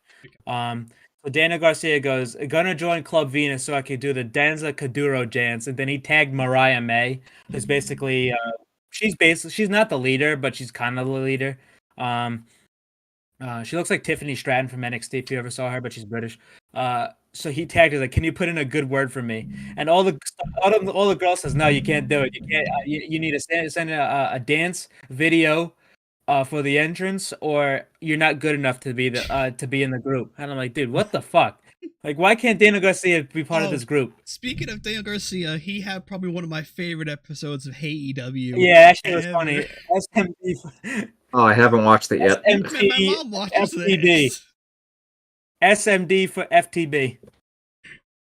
Did you see the tweet where he was getting a call from his mom? Yep. It's like he goes, or do you say he goes? So what does SMD FMB stand for? Oh, it stands for suck my dick from the back, but they bleep it out, of course. And RJ said he goes, but what does that mean? There's so much that could mean. Listen, dude, this guy's Twitter is unhinged. You gotta follow Daniel Garcia deleted tweets on Twitter. There's a whole account dedicated to his deleted That's tweets. How he pulled up the Dude, deleted tweets. Dude, I'm surprised the one about Club Venus didn't get deleted because Xena replied to him, "You don't have the requirements to join Club Venus," with the finger painting nail emoji that all the girls love to use, and he just put question mark I. And I swear to God, he said something earlier that I just didn't see in time. But dude, if you ever seen Isaiah Cassidy's vlogs, you see how much of a fucking psychopath Daniel Garcia is in real life. Well, if you also see like Sammy's vlogs too, sometimes you get to see how unhinged he gets. That guy's a nutcase. Yeah, but he's from New York, Buffalo, upstate. Oh no! Oh, what now? Oh, what? Shit. What now? Oh, this might not be long. Hold on. What happened? What? Speak, please. Hiroshi Tanahashi, broken rib. which I think we knew. Like he was pulled from the Capitol. I could have sworn I heard him he got was injured. pulled from the main event, in the Collision in Philadelphia show, with a rib injury. But now we know it's like a broken rib. Yeah. So okay. Shit. No. I think he'll be good for the match with Ospreay, most likely. All right. Are we on to news now? Yeah. Are we on to the show now? Yeah. All right. Cool. So we kick off Dynamite with Jungle Boy coming out, and then about to cut a promo gets interrupted by Sammy. Sammy about to cut a promo gets interrupted by Darby. We now have 3 of the 4 pillars promo. This was so good. This was so good. Yeah, I enjoyed it. Yeah, it does was pretty good. Like I could have done without the parade. Because they did that the first time. I didn't think they needed to redo it. Like they're about to speak and then the music plays, somebody comes out, they speak, and then somebody else's music plays. I don't think they need to do that anymore. They could have started the show off with like at least Sammy and Jungle Boy in the ring, and like about like the Star of the Pirates going off, then Sammy goes to speak, then Darby comes out. Yeah. I think they didn't have that was just they could have just saved a little bit of time. But I thought, yeah, for the most part before MJF came out, this was real good because the theme of this was everybody had a attribute that they gave credit to each other about. Mm-hmm. So Sammy basically said, "Listen, Darby, I actually respect you," and then Jungle Boy says, "Sammy, I actually respect you," and the same thing was said about Darby. But they also ripped into each other, saying how Sammy basically said, Jungle Boy basically said about Sammy that you're a scumbag, piece of shit. Darby said, Jungle Boy, you're no different than MJF. Jungle Boy went to Darby Allin saying that you're not he sees all these little kids in the crowd and you're not what they think you are. You're rude to people in the back. You're antisocial. So they like shot on each other in like a triangle way, but then they reversed it and gave each other credit for something they like about each other. Yeah, which I thought that was really smart to do. Some of the delivery could have been better, but I mean, obviously, Jungle Boy and Sammy, they've come a long way from where they were on promos in the beginning. They still have a long way to go, but Darby was fine. I think Darby just needs to like hone it in a little bit more. Obviously MJ comes out and outclasses them. I'm like, I'm not gonna fault them for getting outclassed by MJF. The entire fucking business gets outclassed by MJF on the microphone. Play my music. So MJF comes out and that line like, broke me. MJF goes, "Guys, stop fighting over me." I'm like, Jesus Christ, he did guy. That character from Big Mouth, pretty much. Like, guys, oh my God, stop. So yeah, speaking of Big Mouth, MJF, he says that he's running down Sammy, he's running down Darby, he's running down Jungle Boy. But also he's giving them their attributes, just like how they did. Yeah. He's just filling in the gaps. But so you're just gonna leave out the biggest part of this that made me smile? I was getting to it. So basically what happened was MJF announced a tournament. A 4 pillars tournament, and he brought out some guy with a hat. He drew it out of a hat. I hope this is random. That'd be really funny. I doubt it. But yeah, well, after the main event, I don't think so. But and the ankles in the back. But yeah, so he came out. He's like, all right, one of you is gonna get a bye, and that is Darby Allin. So Darby got a bye to the next round. So tonight, which we don't see this a lot in AEW, matches being made in promos and then happening on the same night. They're usually announced in advance. Yeah. I could probably count on one hand how many times that's happened. That's rarely happened. I think the last time that happened is when we got FTR versus Mox and Punk. Yeah. And we all thought it was going to be Samoa Joe. I thought it was going to be Danhausen. That was the same night Jay White debuted and Keith Lee debuted. Yep, that was a great Dynamite that night. but yeah, so Good times. but this Yes. Simpler days. So MJF True. he makes that tournament and he's like, all right, so Sammy versus Jungle Boy is gonna happen next week. Psych, it's gonna happen tonight, playa. Like My what's music. like, all right, this guy pulled out a Teddy Long. Like that was great. But yeah, so what this did was make the main event, Sammy Guevara versus Jungle Boy, for to advance. He was gonna wrestle Darby next week, and he tweets out shortly after this. MJF tweets out shortly after this that because everybody thought it was gonna be the fatal 4-way at Double or Nothing. He tweets out, "Lol, no 4-way. Fuck you guys. Cry about it." So once I saw that tweet, I'm like, okay, we're gonna get a fatal 4-way. So I'm like, okay, but that was pretty funny. But yeah, this was a pretty good opening segment. I really enjoyed this. Yeah. You still skipped the part that made me smile the I most, thought it was a besides player. MJF's player. No, What? besides that. Then what? No, that broke me. Like, I was What made you hysterical laughing. smile? Right as MJF came out, what did he say? You guys don't remember? No, because we would have brought it up if we remembered. What? Who is one person in AEW I don't like? Britt Baker? Okay, cool. Oh, yeah. Brought her up.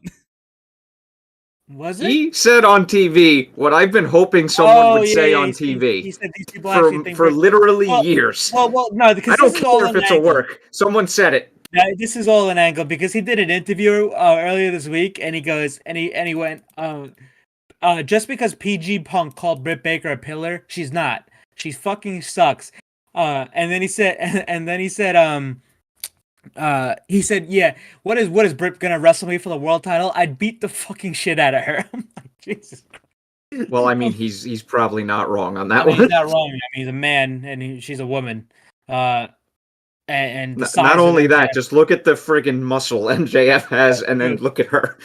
Yeah, I don't think that would go too well for Britsky. So But yeah, She would have this to was a get her great own opening. dentist. I did not write down the match order, so Mike, you're gonna have to be the one to. I got it. I have the match order, but not the shit. Yeah, order. I wasn't on my A+ game tonight taking Damn notes, you. but after that we had the Outcasts versus Jamie and Britt. Which was a match. I texted you guys during this match. I'm like, that opening minute of whatever the hell that was not good. It did what it was supposed to do. See, a lot of people. It advanced the storyline. This has been a very I polarizing, guess. a polarizing. What happened now, Christian? So, What breaking news do we have? I just saw a stupid ass tweet. what is it? One of my tweets? I'm sure you don't follow. Shit. So Sean Rossap goes, Wardlow wins. He's now the 3-time TNT champion. Then somebody goes, it's official. The international championship surpasses the TNT champion and becomes the most prestigious champion. Then somebody comments under that, it's like that since Walter won it. Okay. I mean, Ay, Dios míos. I didn't know Walter was all elite. This is news to me. Ay, Dios míos. But anyway, this has been a very polarizing match on it because a lot of people online have either said this was a good match or this was a terrible match. Mine was. It was. I just fun. thought it was no. Mine was. I mean, it was fine. It was just more of the same. It wasn't like out of the ordinary for like a women's match on AEW. Mine was just like, this is pretty standard. Yeah. I didn't really think it was bad. I didn't really think any type of way about it. I thought it was just kind of just standard. Not anything Okay. special at all. So, Christian, your viewpoint, and then I think Zach, you sent me the thing with Anna Jay and Britt Baker at the house show. Yeah. Whenever the hell that was. Yeah. My thoughts were this match was somewhere in between that. What do you mean by that? Like better than that? No, it was definitely better. It was in between those two. Oh. Yeah. Yeah. Because it wasn't. It wasn't like train wreck. totally awful. Yeah, you're right. It wasn't a train wreck, but it wasn't exactly good. Yeah, it like my thing is like it wasn't. I mean, it was. That's my thing. I just thought it was standard. like that's that's really how I felt about it, because I mean Tony, Ruby, Jamie, and Britt, they were all fine. They didn't really do any noticeable things. It just never clicked or never got out of second gear. Yeah. But one thing I will say though, which I will give credit to Britt for, she did look faster, which has been a problem I've had with Britt Baker for a while. Like, she moves too slow. She was a little faster. It probably was the hometown ordeal. She's got that. I mean, her parents are in the crowd. That was probably my favorite part of the match, is when Ruby and Tony and Saraya kept going over to Britt's mom and dad, and Saraya spray painted Britt's mom. And Adam Cole's mom was actually right next to them too. So then, like, they were hitting like Saraya with the fucking stupid ass towels. Hey, Steelers, hey, F off. I'm a Ravens fan. Yeah. But Can you please say that to all Pittsburgh sports teams? hey, Pittsburgh sports team, F off. Thank you. Eagles aren't that. Nah, they lost. That's Philly, not Pittsburgh, but they can also F off.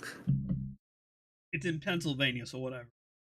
All Pennsylvania sports teams, please I got F big off. heat with the Amish people. Okay. So what's next? What? I didn't say that. Warlow did. Warlow said that.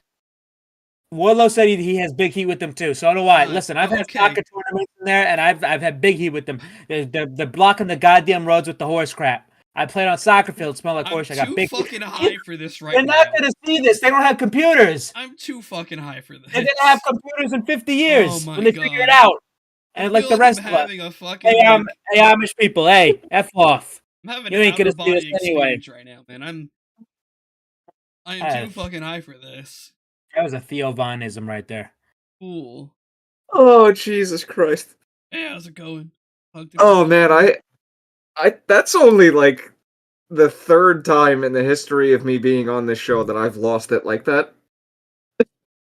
I've only lost like that twice, and that was when we brought up Hook at the strip club, and then when we went through the reading of tweets, we did the fucking Twitch TV. No, yeah, Twitch icon reading. I might have an answer for you guys who have, like, you know how you guys have pointed out like some of the crowd sounds off? Yeah. Apparently they fixed the entrance music. So like the entrance music, you know how you could like barely hear it sometimes? And like how it like the volume would come with like the entrance music in the crowd. It's like WWE now, how like they have the entrance music that is like in like one of like the shifts or whatever. And I don't know. I think that's what happened there. So they just have the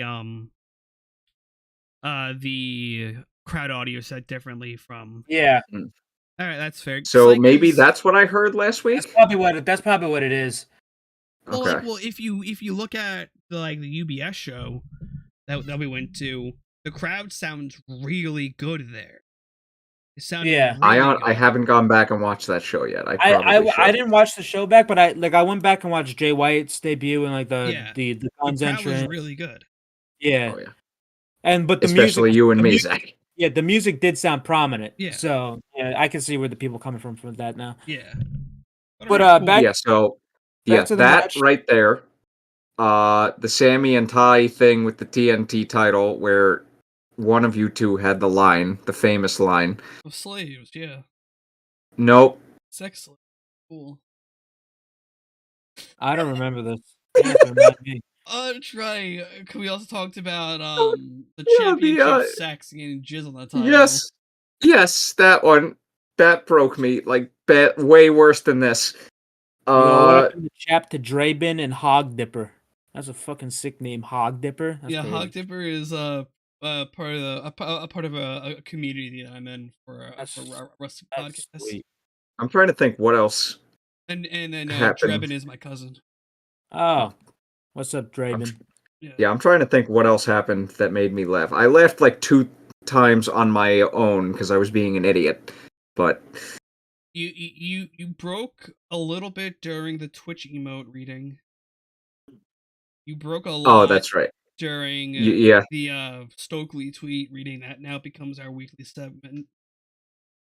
And then things on titles. Yes. Yeah. Okay. But I forgot who picked up the win here because, like I said, I'm fucking blasted. Britt Baker. So the finish came from Britt Baker submitted Ruby Soho Right. with the lockjaw. However, Britt was celebrating, but she immediately ran out of the ring. She like looked at it, like her family shop. She wanted, but she was because Jamie wasn't nowhere to be found. What the fuck happened? So she immediately gets out of the ring, runs up the ramp. Like, what are they out of time or something? But no, I see Jamie getting carried out by Doc Sampson. So I don't know what happened there. Hopefully she's not seriously injured. I don't know if Jamie's hurt at all, but I really hope Jamie's okay. Yeah. Because that didn't look too good. I didn't really see anywhere where she got hurt in the match. I didn't notice it at all. I couldn't honestly, the only spot I remember her arm even being a factor is the stairs spot. That's the only thing I could even remember with her arm in particular. So yeah, I'm trying to look back at it, but I have no clue where she got hurt, but hopefully it's not serious and it's kind of just a scare because we don't need that. So get well soon to Jamie if anything is wrong. But Britt picked up the win here, and yeah. So I mean, I'm more concerned about Jamie than anything about that. So anyway, we had next up we had Wardlow. Wardlow was cutting a promo saying, I had help from one horseman before, and that being Tully Blanchard, and now I want to have help from another horseman. And who comes out? Arn Anderson, which I didn't expect in this. The white Nike tracksuit. Arn Anderson. Listen, you don't talk shit about his attire, or you're getting a cap busted in your ass. I'm not talking shit. I like it. It was sleek. Because you can't wear the American Nightmare. Mario Ballin just said, we be dipping our hogs. Yes, we do. Can I ban him? No. Guys, it's not Arn Anderson. It's Armed Anderson. That's one of my friends, too. It's like my friends watching. You can't be saying stuff like that. Are you really kidding me? We be dipping our hogs? Yeah, that's what the hog dippers are. We dip in our hogs. I would never say something like that. I would never. You just complimented hog dipper. I would never say something like that in my life. Never. I would never say something that atrocious in my existence. I'm so I've never said anything like that on this program. Ladies and gentlemen, exhibit A of the worst possible time to try and make a joke. My joke right there, like 30 seconds ago. I am dying on the inside. Okay, so anyway, Wardlow, Glock Anderson shows up. Glock Anderson. No, that's his son. Armed Anderson shows up. Brock. Okay, this is the first time I see because his son passed away. Brock's brother.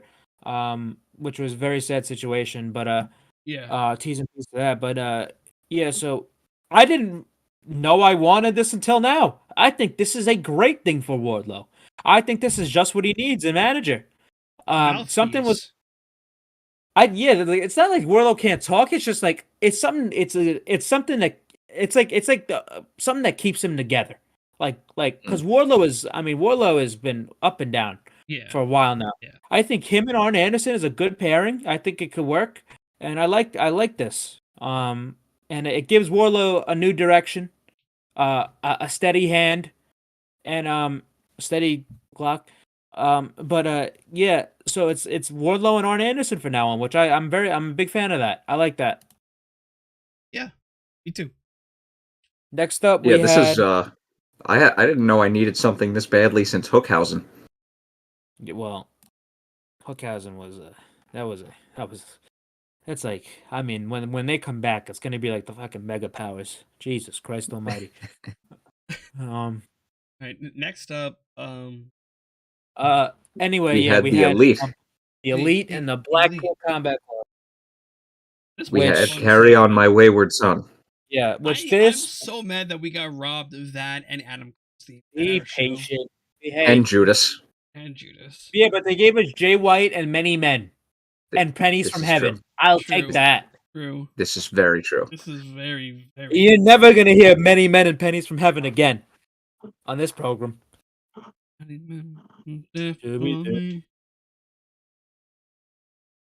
And every time I'm gonna get DMC'd. Anyway, we had the Elite in the Blackpool Combat Club. Kenny and the Bucks were out. Matt had his arm brace on. But yeah, they came out. Kenny basically cut the entire promo. He was dead serious about this, saying, "You did this to us. You did this to us." But I don't care. I'm not here to talk. Get your ass out here. They're calling them out. So Danielson gets up on the Titantron and it says, "Look at these amateurs. These amateurs." And this reminds me of the shit he was doing during the Kofi Mania run. Like environmental Danielson. These But it's kind of like the same kind of fickle, but instead of fickle, it's amateurs. But yeah, so it was all a setup. It was all a ruse. Brian is up on the screen, the Elite are looking at them, but all you hear, the crowd starts coming up. Yuta, Danielson, Yuta, Claudio, and Mox. They show up in the back. They attack the Elite, and it's all balls to the walls from here. They start fighting into the crowd. Nick's fighting Claudio. Yuta's fighting Matt. Kenny's fighting Mox. They're all beating the crap out of each other. Danielson comes down. Finally, he has his own jacket, his BCC jacket, and his says Dragon on it. So there's Mox, Dragon, Yuta, and Swiss on their jackets respectively. They are so cool. But all of a sudden, Don Callis runs down with a chair and a new scar, which it's just funny because it's like an exclamation point. So he has this in his eye. It's like an exclamation point. It's pretty funny. But anyway, but yeah, so he has a chair. Kenny's getting his ass beat. And he's like, "Fuck this." So he runs in the back. He's like, I want none of this. But Danielson comes out. He's about to. Wait, hold on. I have a question for you right now. Was I just seeing things, or was there something on that chair? I didn't notice anything on that chair. Already. That's why they focused. Yeah, it was a dent. Was that it? Yeah. Okay, because I gotta go back because I could have sworn this guy I saw some Jeff Hardy's chair from last week. Jeff Hardy had a custom chair he made.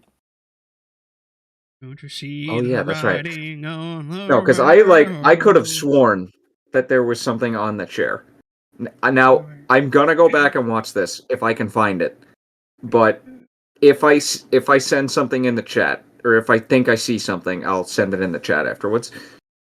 But yeah, so oops. Hold up. We got a breaking news item here. It's a little thing about the Twitch deal is that all the Twitch money that the talent get is gonna go directly to them. Good. Well, good. Divided up from Twitch itself, then. Yeah. So yeah. Anyway, Danielson comes out. Don, he runs down. He turns back. But who comes out before Danielson puts the screwdriver to Kenny Omega? None other than Konosuke Takeshita. Takeshita comes out. He starts beating down.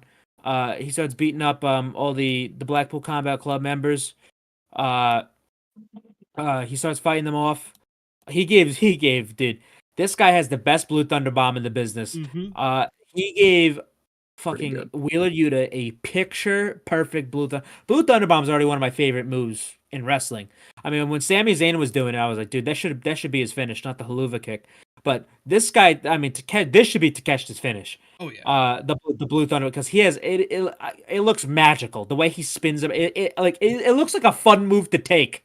Yeah, I love his Blue Thunder Bomb. But he gave Yuta a hell of a Blue Thunder Bomb.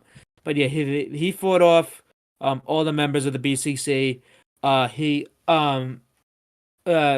They're all raising their hands, and yeah, Danielson he comes face to face with Takeshi. He's like, Takeshita, what are you doing? What are you doing?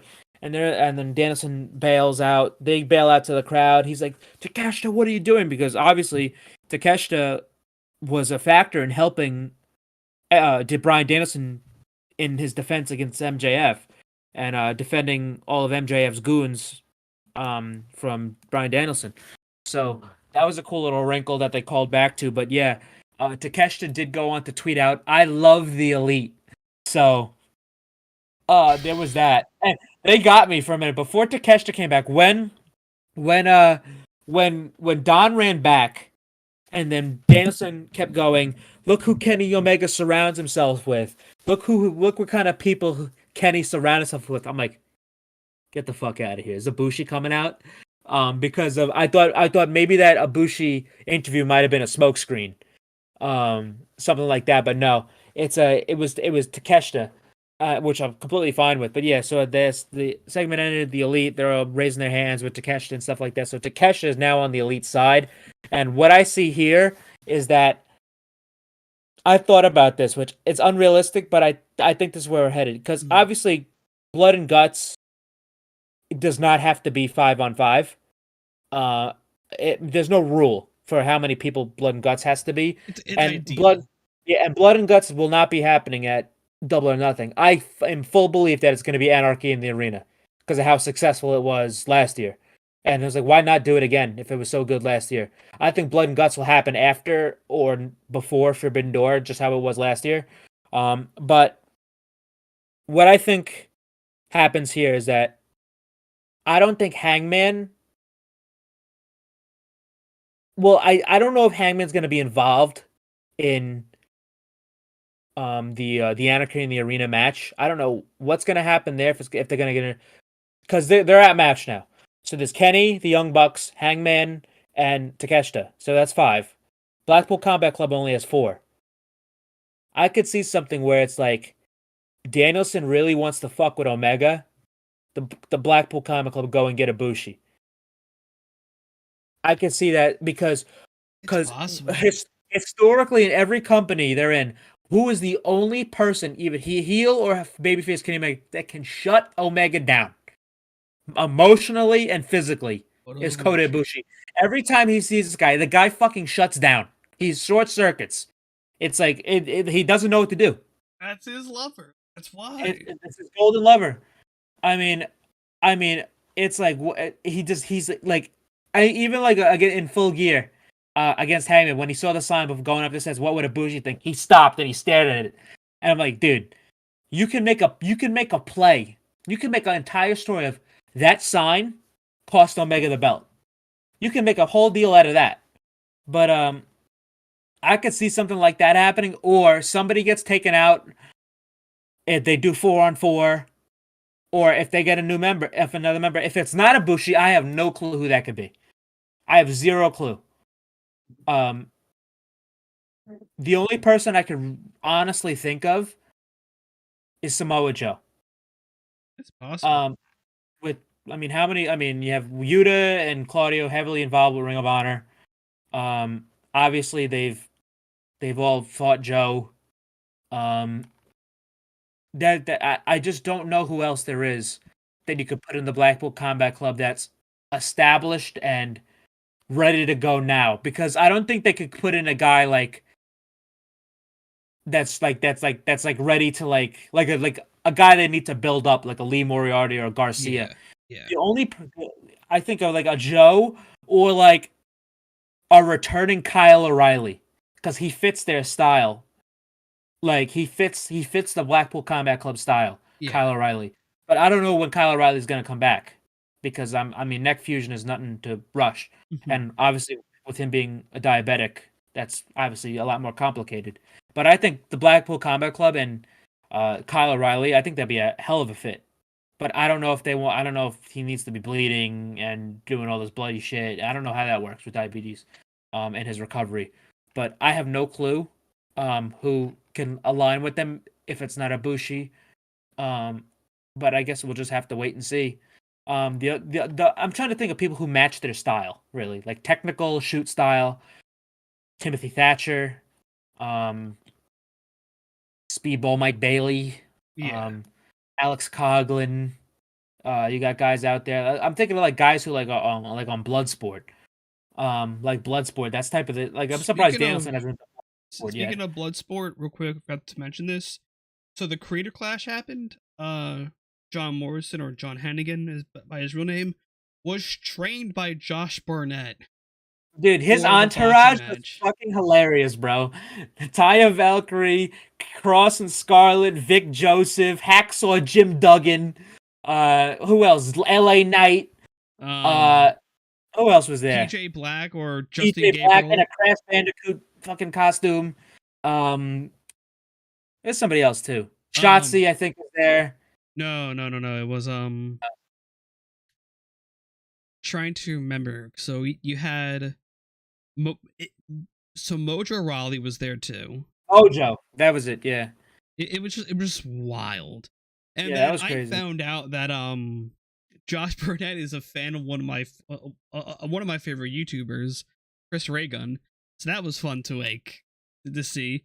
And then I was able to crack jokes with him and Tom Sweeney, who is one of Chris Raygun's friends. I said, "Yo, time to get Josh Barnett versus Tom Sweeney at Bloodsport." And Tom Sweeney goes, "Please no, please no." And then Josh Burnett responds with like the knuckle emojis. So it was a fun day. So, but we're back just the elite stuff. Like I'm looking at I have the roster up right now. I'm looking at Joe. I'm looking at Joe. I'm looking at Kyle O'Reilly.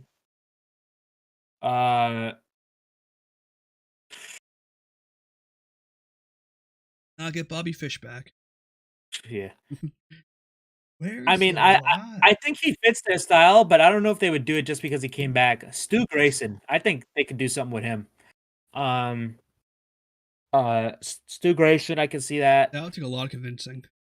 Yeah, I'm trying to look here. Who else we got? I have a prediction for how this Blood and Guts match is going to end up. Uh-oh. My prediction is that it will be 5-on-5. And Hangman and Ibushi will both be in the match. Mm-hmm. How would that be 5-on-5? Well, wouldn't it be 5-on-5? Because what are you gonna take Takeshita out? No. BCC, 4 guys. The BBC? But Bucks, Kenny. no, I said BCC. No, did. It's the BBC. See, we're not doing this tonight. We're not doing this on this program. No, It's I did disgusting. not. I was not. No, We're I did on not. our own platforms. But brother, we're already dipping our hogs, dude. Come on. I did not Freudian slip tonight, unlike Ace Austin that time. Ace, No. I thought you did it again. No, that one was intentional. Mm-hmm. God. Hey, Let me just make. All right, I'm just gonna go on with my fucking point. Read Christian.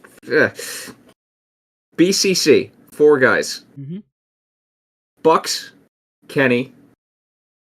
Now Takeshita was thrown into the mix. That's 8. Hangman, he's gonna end up in this feud, and then Ibushi. That's 10. 5-on-5. That's what I was trying to get at earlier too. But that's another thing also. So it's either gonna be Takeshita or Ibushi on the other side. That's what I'm BCC. saying. Like I could see Danielson trying to manipulate Takeshita. And, like they have to fucking fight for Takeshita now. Like the Elite and Takeshita. Like since he defended Danielson against MJF, I could see Danielson manipulating Takeshita because he would work in the Blackpool Combat Club too. I think he can manipulate Takeshita onto his side. Then they have 5, and then you get a Hangman and Ibushi. I think that's a way they can go. But if Takeshita isn't switching sides, I have no clue who else they could do there. Now, it is gonna be here's a backup plan. Just in case Matt Jackson's arm is not ready to go, you do Hangman, Kenny, Nick, and Takeshita versus BCC. That's a backup plan. I think he's gonna be good because he said it's gonna be like weeks now. So hope so. Yeah, I think he'll be all right. And plus the how physical he was, like Yuta was working his arm. So I'm like, I don't think he would be doing that if he wasn't comfortable with it, at least. True. So, good point. Well, remember, like, I don't think Matt really cares. He has worked with his neck fucked up for a majority of, like, COVID era. Yeah, his back has been destroyed ever since Wrestle Kingdom 13 as well. Yeah. But yeah, so this was a great segment. This is probably my favorite thing on the show. I'm loving this feud. This has been real good. This has been a money feud. Very very excited to see where this goes. Lots of layers. And all participants. I want to see I saw Claudio and I'm like, dude, they gotta do a fucking Claudio Omega 1-on-1 match. They gotta do a Takeshita.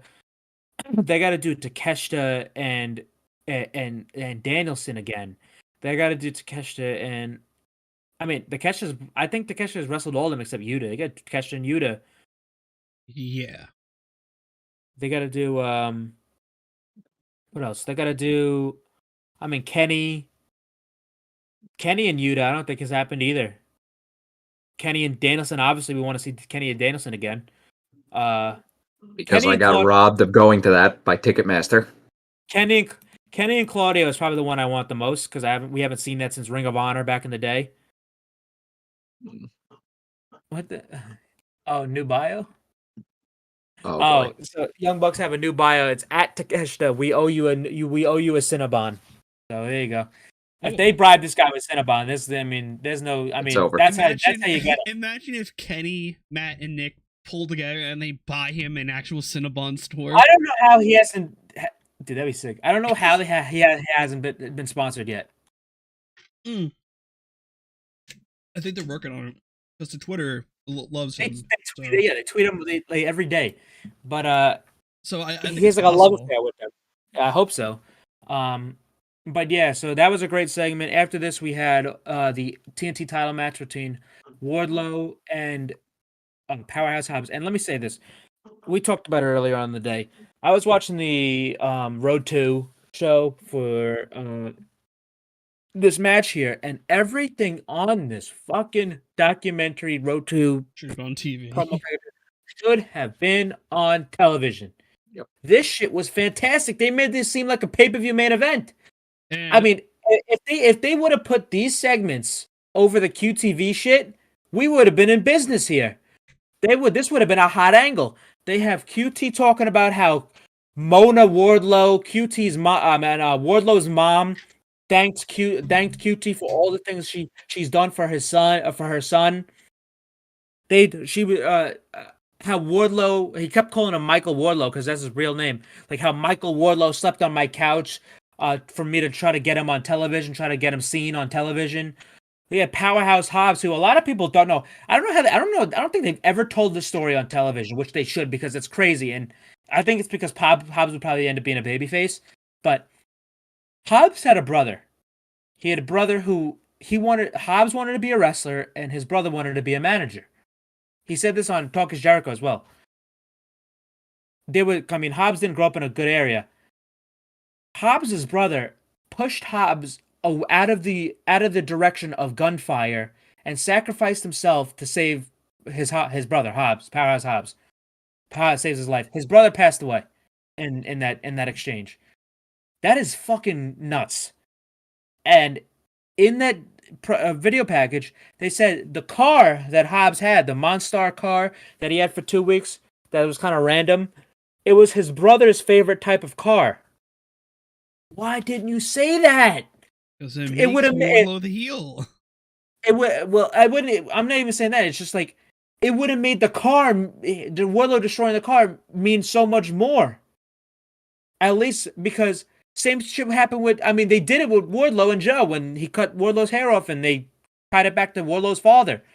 Like, why didn't they say that? Because I get it could have turned them. It's just like this shit would have been a lot more investing. If this shit would have been not on just YouTube the day of. Yeah. Like that shit was great.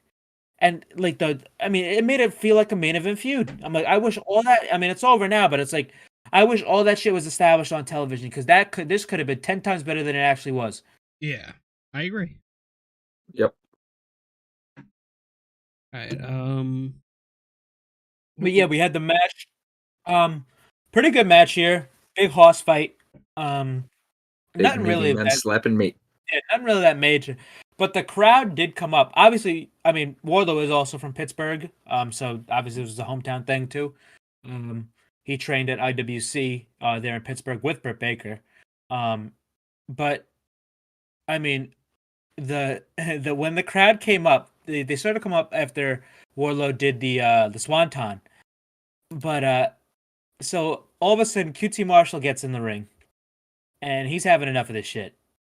Arn Anderson gets in the ring. He takes out his Glock. Whole crowd's on there. Wait.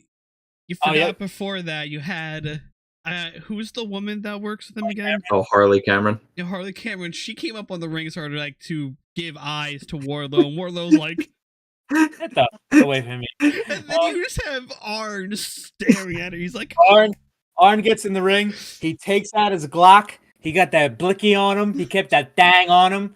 He shot QT. Well, he actually didn't shoot him. He put the gun up to him. QT ran out of the ring. He ain't not having nothing of that. And all of a sudden, here's Penta and Alex Abrahantes. He gives a Sato Miedo, super kicks QT Marshall. He gets back in the ring. Arn hits a DDT. And then Wardlow then proceeds to hit the Powerbomb Symphony on Powerhouse Hobbs. Pinned him. Right before the 3 count, you can see Wardlow, he went down to say something to Hobbs, like, thank you. And then Wardlow is now the second three-time TG champion, right behind Sammy Guevara. Which I wish they didn't play hot potato with the fucking title, because and listen, this title, which we'll get to in a minute, because right after this match happened, Christian Cage's music hit, and Christian Cage and Luchasaurus came out to stare down Wardlow. So it looks like a different monster. Luchasaurus looks great. And the first thing I immediately thought of when I saw him was Kane. I'm like, they can make Luchasaurus into their own Kane if they wanted to. Like I'm not talking about like the fucking cocaine or like the happy-go-lucky Kane or like Team Hell No Kane. I'm talking about like Hell in a Cell in the 90s Kane, and I'm talking about the one where like they were bringing Kane to the ring in shackles with the security guards and with the towel over his head. I'm talking that type of like Kane. Like Luchasaurus needs to be like a fucking demon, which is why I'm happy to see him in a feud like this for a title. And I'm like, I shouldn't be losing. And I do think that's the pay-per-view match. I think it's going to end up going to be Luchasaurus and Wardlow at the pay-per-view. But Luchasaurus shouldn't be losing after a gimmick change when he's looking like that. But Wardlow should not be losing for months now. Listen, I'm done with the TNT title getting taken off people. I want Wardlow to at least have 6 to 9 month title reign with this title. He does not need to be losing. We have, I mean, the last, I'm going to get on the website right now. The last TNT title reigns. Here we go. This has been the length of each TNT title reign. The last longest TNT title reign was Wardlow. And Wardlow's first reign, and was 136 days. That's lengthy enough. That's about 4.5 months. That's fine. But before that, so let me just break this down. First TNT champion, Cody Rhodes, 91 days. Then Brody Lee, 46 days. Yeah. Cody Rhodes again, 31 days. Darby Allin, 186. Miro, 140. Sammy Guevara, 87. Cody, 32. Sammy, 42. Scorpio, 38. Sammy, 11. Scorpio, 70. Wardlow, 136. Samoa Joe, 47. Darby, 28. Joe, 32. Wardlow, 3. Hobbs, 42. And now Wardlow just won it today. I think Wardlow needs to have at least, what's the longest reign? The longest reign is Darby Allin's first reign, 186. Mm-hmm. He needs to break that. I think Wardlow should not be losing that title for a long time, because enough with the hot potato. It needs to be like Orange, because the international title right now is being booked a lot better than the TNT title. I love the booking of the international title. It feels a lot more important than the TNT title. Mm-hmm. I mean, Orange Cassidy. He has been fantastic with this title. He's been one of the best champions out of any champion in the history of the company. I love him. I've been loving his reign, and it's going to come to an end soon because his injury is going to get caught. But yeah, I've been loving Orange Cassidy's run. So, but yeah, I could see. I mean, Luchasaurus should have been like a third or fourth feud for Wardlow, because this is like a big test, and I don't think Luchasaurus should be losing this early, but I think he could recover. So what if they go to a draw? They could do that. That's like, but where does it end? I think How do you get you have like Wardlow lose in a way where you don't make him seem weak. Like you have Christian help Luchasaurus get the win. See, what I would do, I wouldn't take the title off him at all. At all. He shouldn't be losing the title for months. His first feud, he just lost. He won it at Revolution, then he lost at the Dynamite after to Hobbs. And what I think should probably occur here is like they should do a big ass gimmick match. If they're gonna have one or two matches, I don't know. One match. If they just do one match, do a big ass gimmick match where you don't have to pin Luchasaurus, fall like last man standing, fucking I don't know, lights out, Texas Death, I don't know, something like that where they still can protect Luchasaurus. But I'm not as concerned about Luchasaurus as I am like Hobbs or Wardlow or like Lance Archer or something like that. But yeah. Anyway, after that, we had Sammy Guevara, Mr. Guevara, backstage talking to Renee, and MJF comes up and says, "Hey, bud," and it's like, whoa, what the hell? Going? So I mean, he Well, I mean, hey, MJF was in the inner circle at one point in time. He came up with sunglasses on, and he goes, Spanish God, arriba. And I was like, Jesus fucking Christ. This guy's a fucking idiot. And what's it called? So Sammy's like, dude, what the? We're not friends. He's like, oh, listen, we're still buddies from the inner circle days. He's like, listen, I have a blank check here. All I need you to do is lay down. Just lay down. He's like, and you get a free title shot. But no, he's like, all right, never mind. I got a blank check. Just write as many as you want. So Sammy writes it on his back, and he's like, whoa, okay. And he goes, oh my god. Yeah, so it's like, I mean, he better have written like $1 billion on that thing. He probably wrote MJF's entire contract of like $1.8 million. Yeah. So he's like, all right, listen, this is fine, but like, we're best friends now, and they start hugging. So MJF's face was priceless here. MJF puts his hand, goes, nah, and Sammy goes, nah, best friends don't shake hands. We hug. We hug. So close in. What has Carl sent us in the chat for those? Yeah, just a ticket update on SummerSlam. Oh. But yeah, so what's it called? So yeah, they're buddy, but then this takes us to Commander versus the in-ring AEW debut, kind of first match as a AEW competitor, officially signed. Switchblade Jay White. Jay White comes out and he's got all his stuff on. They still have his New Japan music. I'm so glad they let him keep it because it's such a great song because it literally sounds like Final Boss music. But yeah, Jay White comes out. Juice comes out. He's got a new Rock Hard television shirt. Jesus Christ. T-shirt. He's got a new Rock Hard T-shirt. It says Rock Hard on it.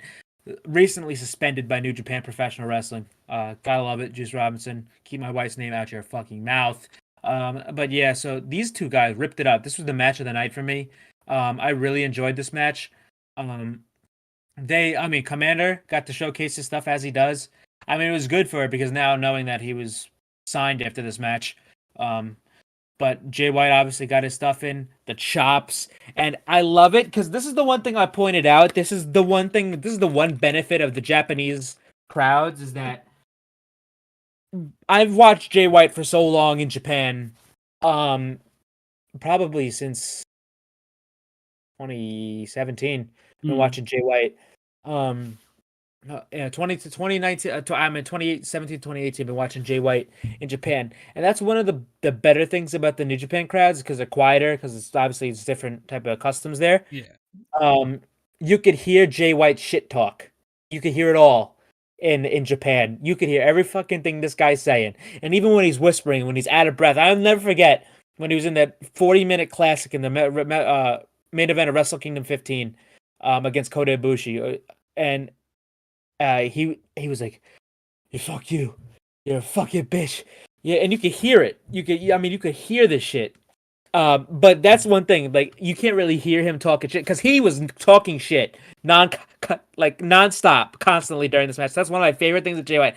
He just does not stop talking shit, and you can't really hear it because of the crowd. Because obviously it's America, it's different. And I knew that comes with the territory. But I loved how he kept that. Like he's still talking shit, and then you have Juice on the outside. So he's on the outside doing that shit. He sounded like Kermit the Frog. But yeah. So Commander tried to do his rope walk, somersault, but Jay kept avoiding it or stopping it. So he avoided and stopped it like 2 to 3 times. But on the I think it was the third time, Commander finally hit it to a big pop. So it was cool, like they teased it. But one of the other parts of this match that Sean Spears, who just returned, was ringside.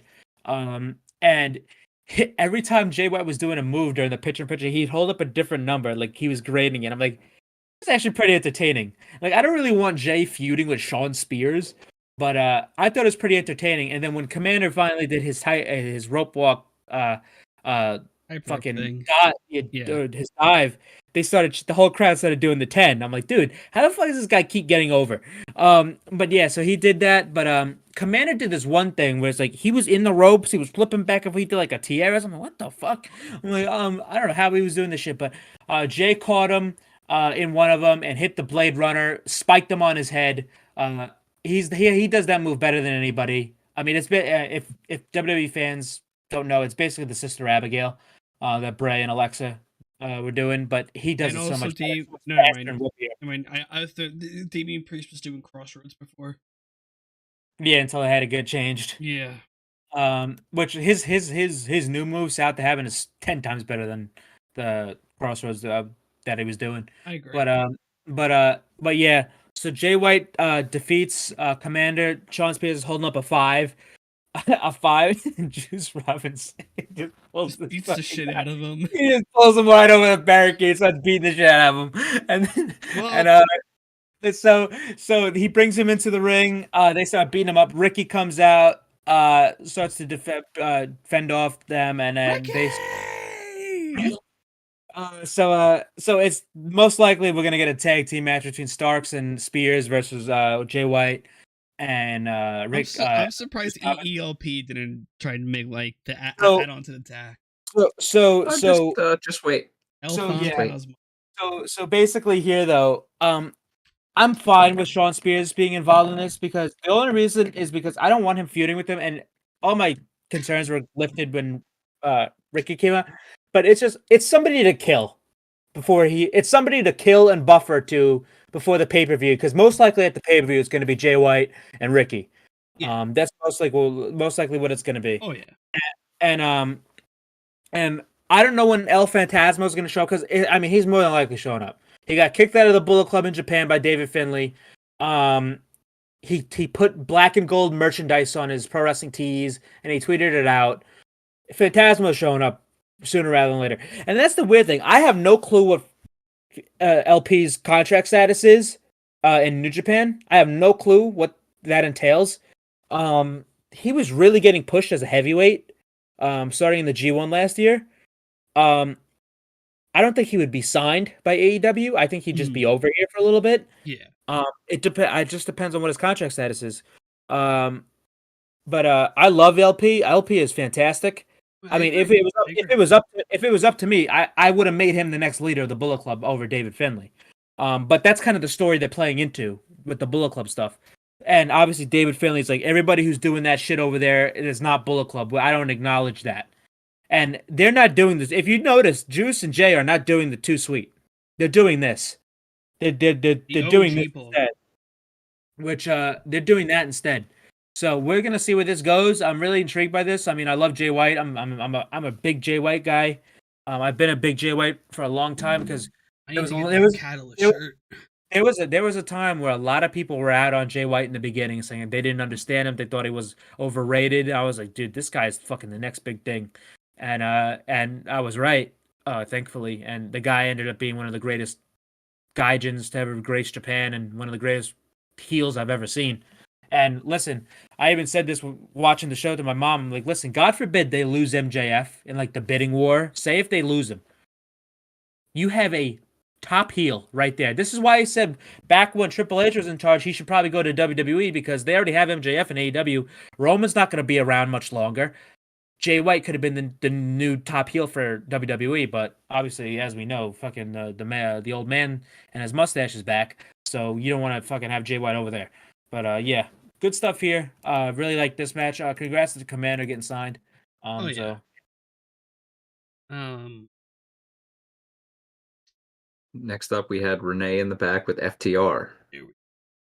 Yep, we have Renee in the back here at FTR. Renee's like, this happened to Mark Briscoe earlier. He was jumped by the varsity athletes and Slim J and Mark Sterling. So they're rushing to the back to go check up on Mark. So Mark's on the trainers in the trainers room.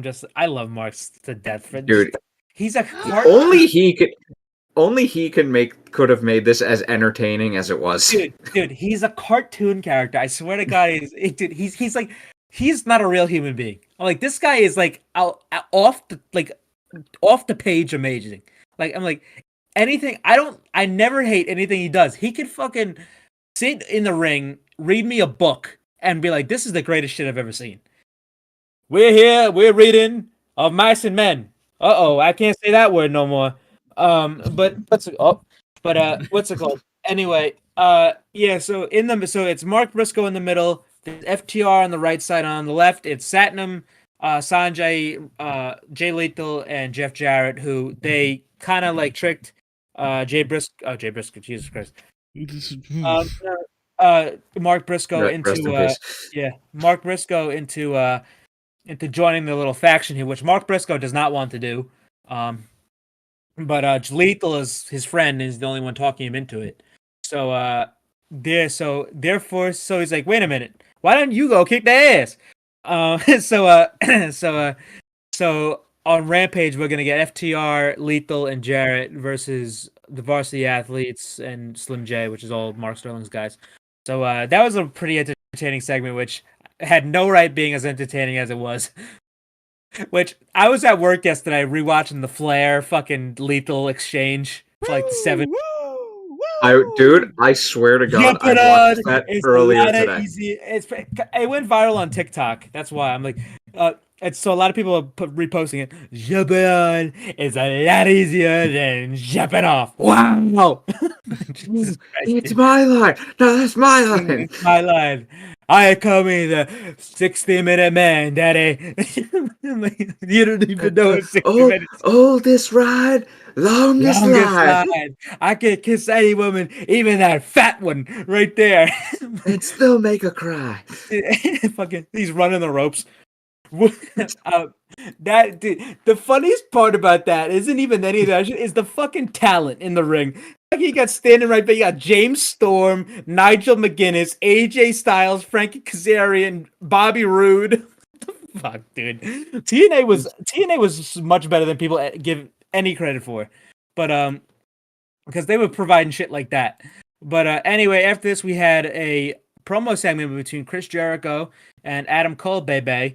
They showed Adam Cole. His mom was in the crowd. Looks like Adam Cole with a wig on. Yeah, I mean, Jericho was in his fucking I wish I wore this in New York City outfit. But so basically Adam Cole's like, I really look up to you, Jericho. You were one of my heroes of mine. Basically saying like, I got my catchphrase from you. I took a lot of inspiration from you, which is very true because Adam Cole Bebe is from Jericho. Jericho would always be in the corner going, "Come on, baby," and that's where he got the baby from. And then the name, there was a guy on the Indies that Cole saw that would always say his name, so he just put them together and goes, "Adam Cole, baby." So that's how we got Adam Cole, baby.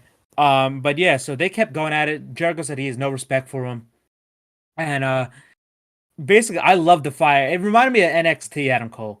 Like, had the intensity and the fire that he had in his promo. He's like, if I'm disrespecting you and you want to do something about it, what are you gonna do about it? And he gets in his face and he gets that. So it reminds me of NXT champion Adam Cole, which is the greatest iteration of Adam Cole I've ever seen. But yeah, this was great. They start coming to blows. They're fighting with each other. All of a sudden, Garcia comes down, attacks Adam Cole. And then here comes Britt Baker, much to the chagrin of Mike Sparacino. But as well, so Britt Baker runs out. She slaps the shit out of Jericho. And then all of a sudden, the Outcasts show up, and the Outcasts are beating down Britt Baker. Daniel Garcia cuffs Adam Cole to the rope, which he fucked it up because he put the cuff hand on the rope, which kind of made it goofy because Adam had to hold the rope.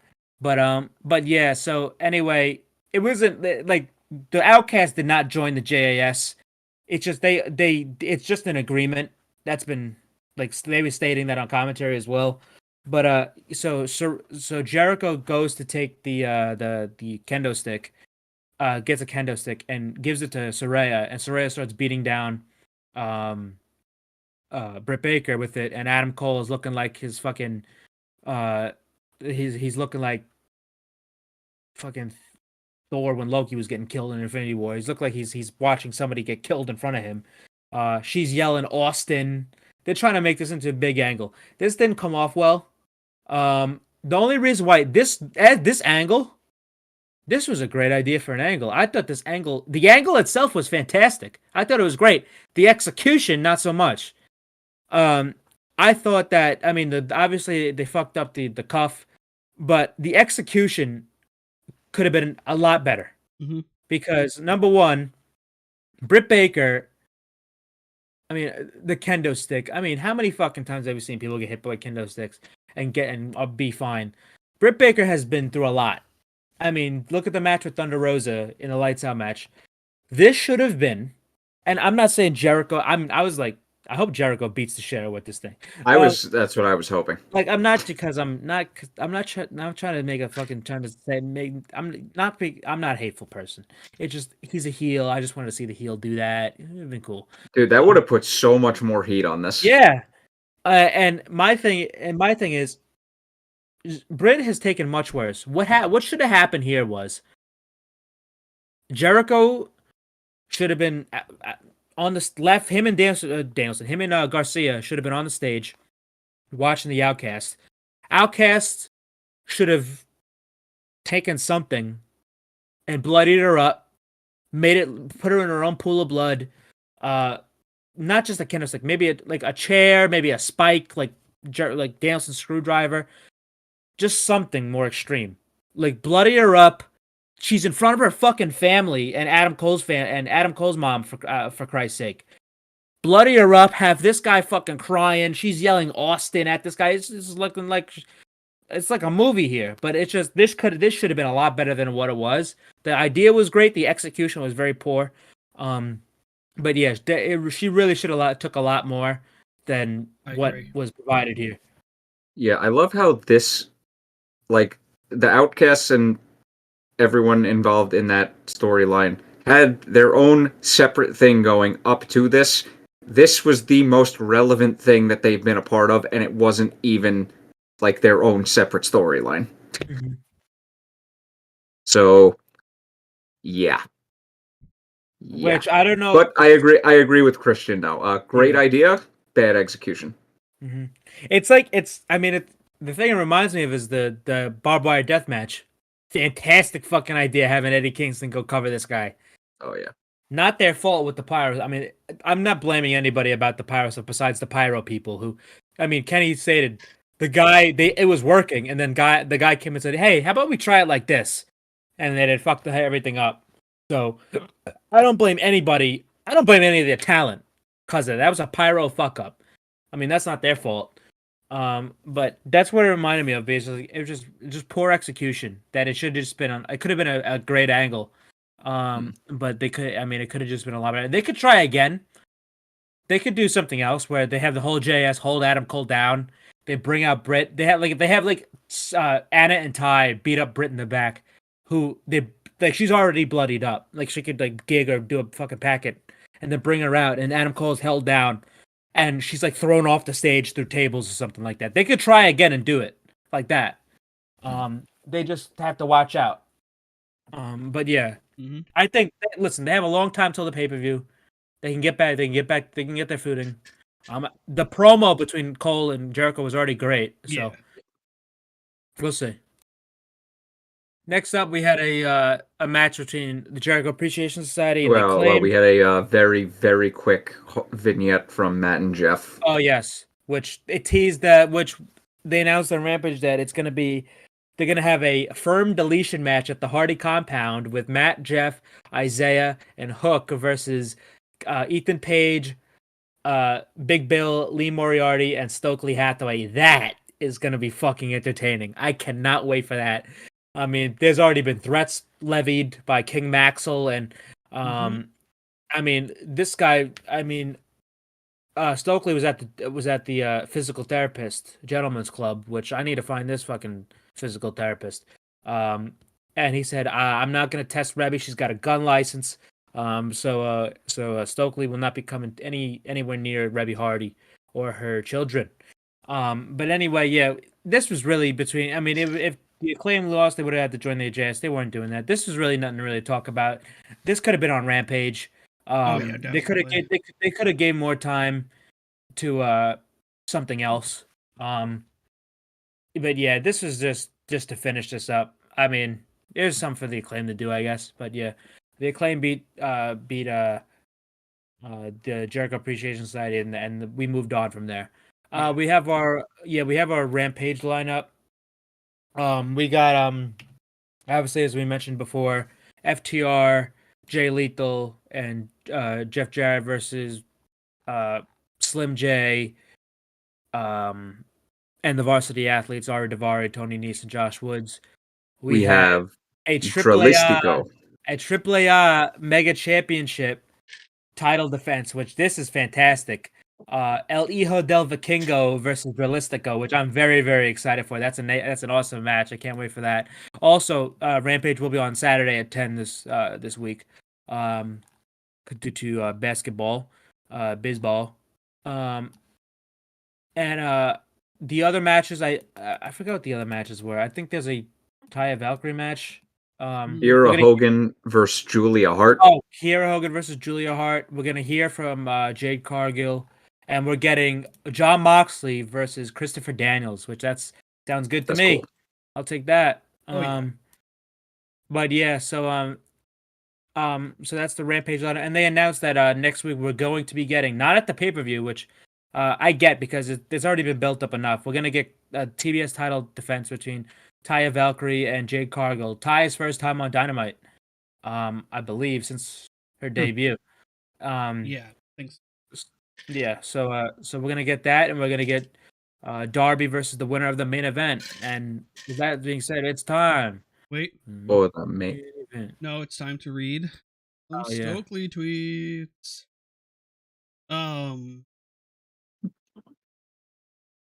Okay.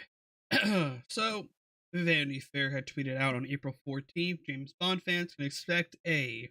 Let me switch some stuff over. Let's pull up. Excuse me, dying on the side. Nice.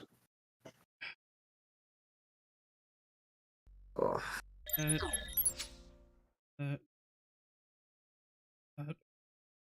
Hope everyone's having a good night so far. I am baked as all hell. All right. So we have James Bond fans can expect a relatively unknown male in his 30s to take over the 007 role. Stokely just promptly quote tweeted it with a picture of himself from the convention. This guy, bro.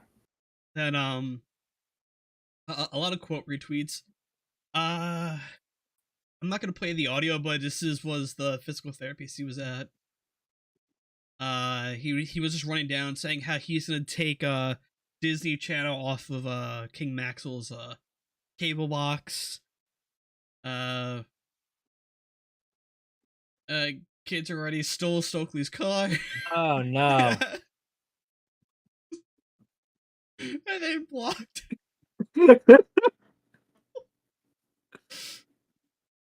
Then King Maxwell responded saying, "Nah, you're gonna get your ass kicked, and I'm gonna keep my Disney Channel."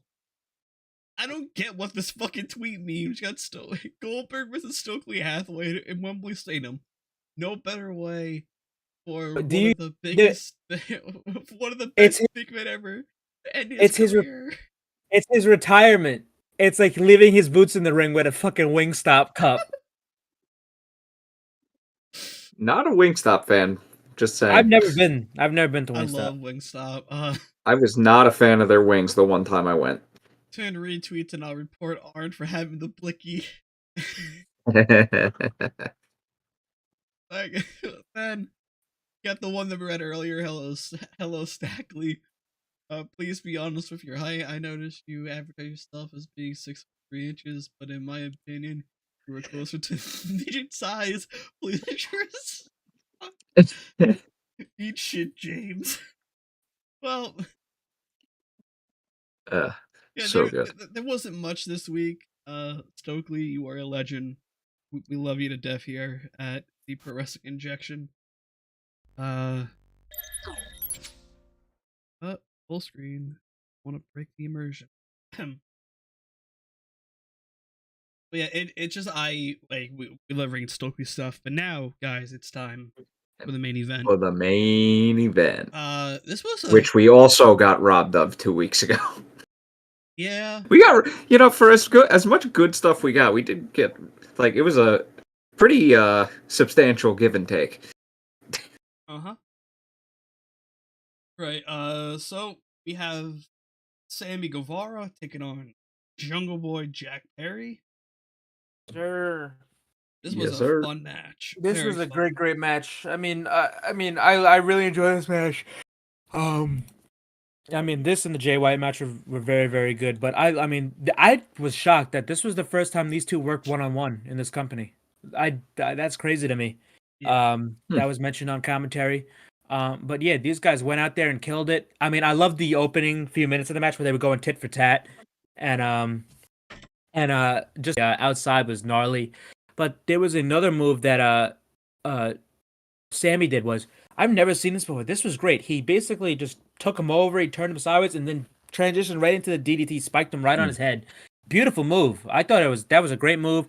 The Jungle Boy's top rope Canadian Destroyer, that was crazy.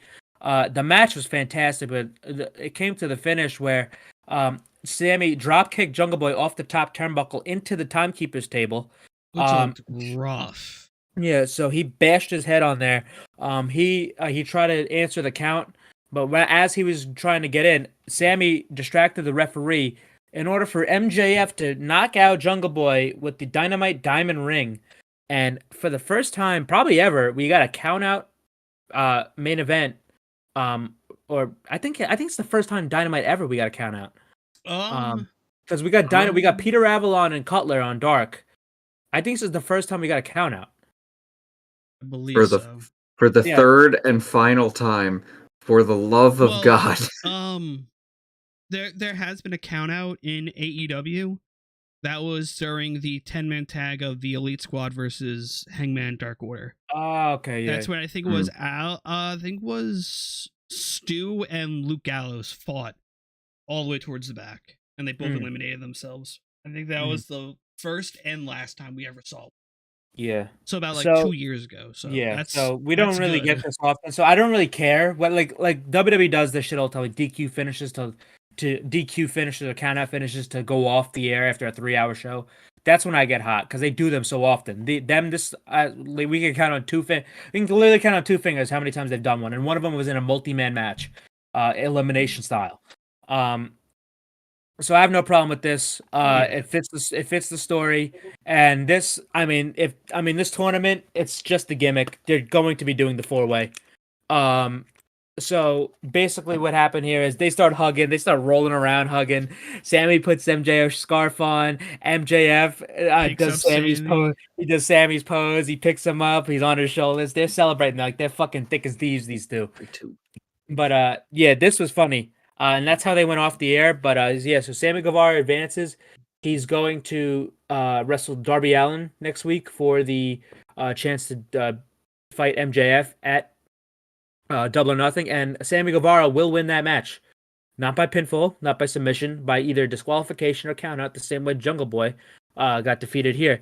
You know why? Because guess what? Then Darby Allin and then Jungle Boy will both have reasons to not say, hey, we weren't pinned.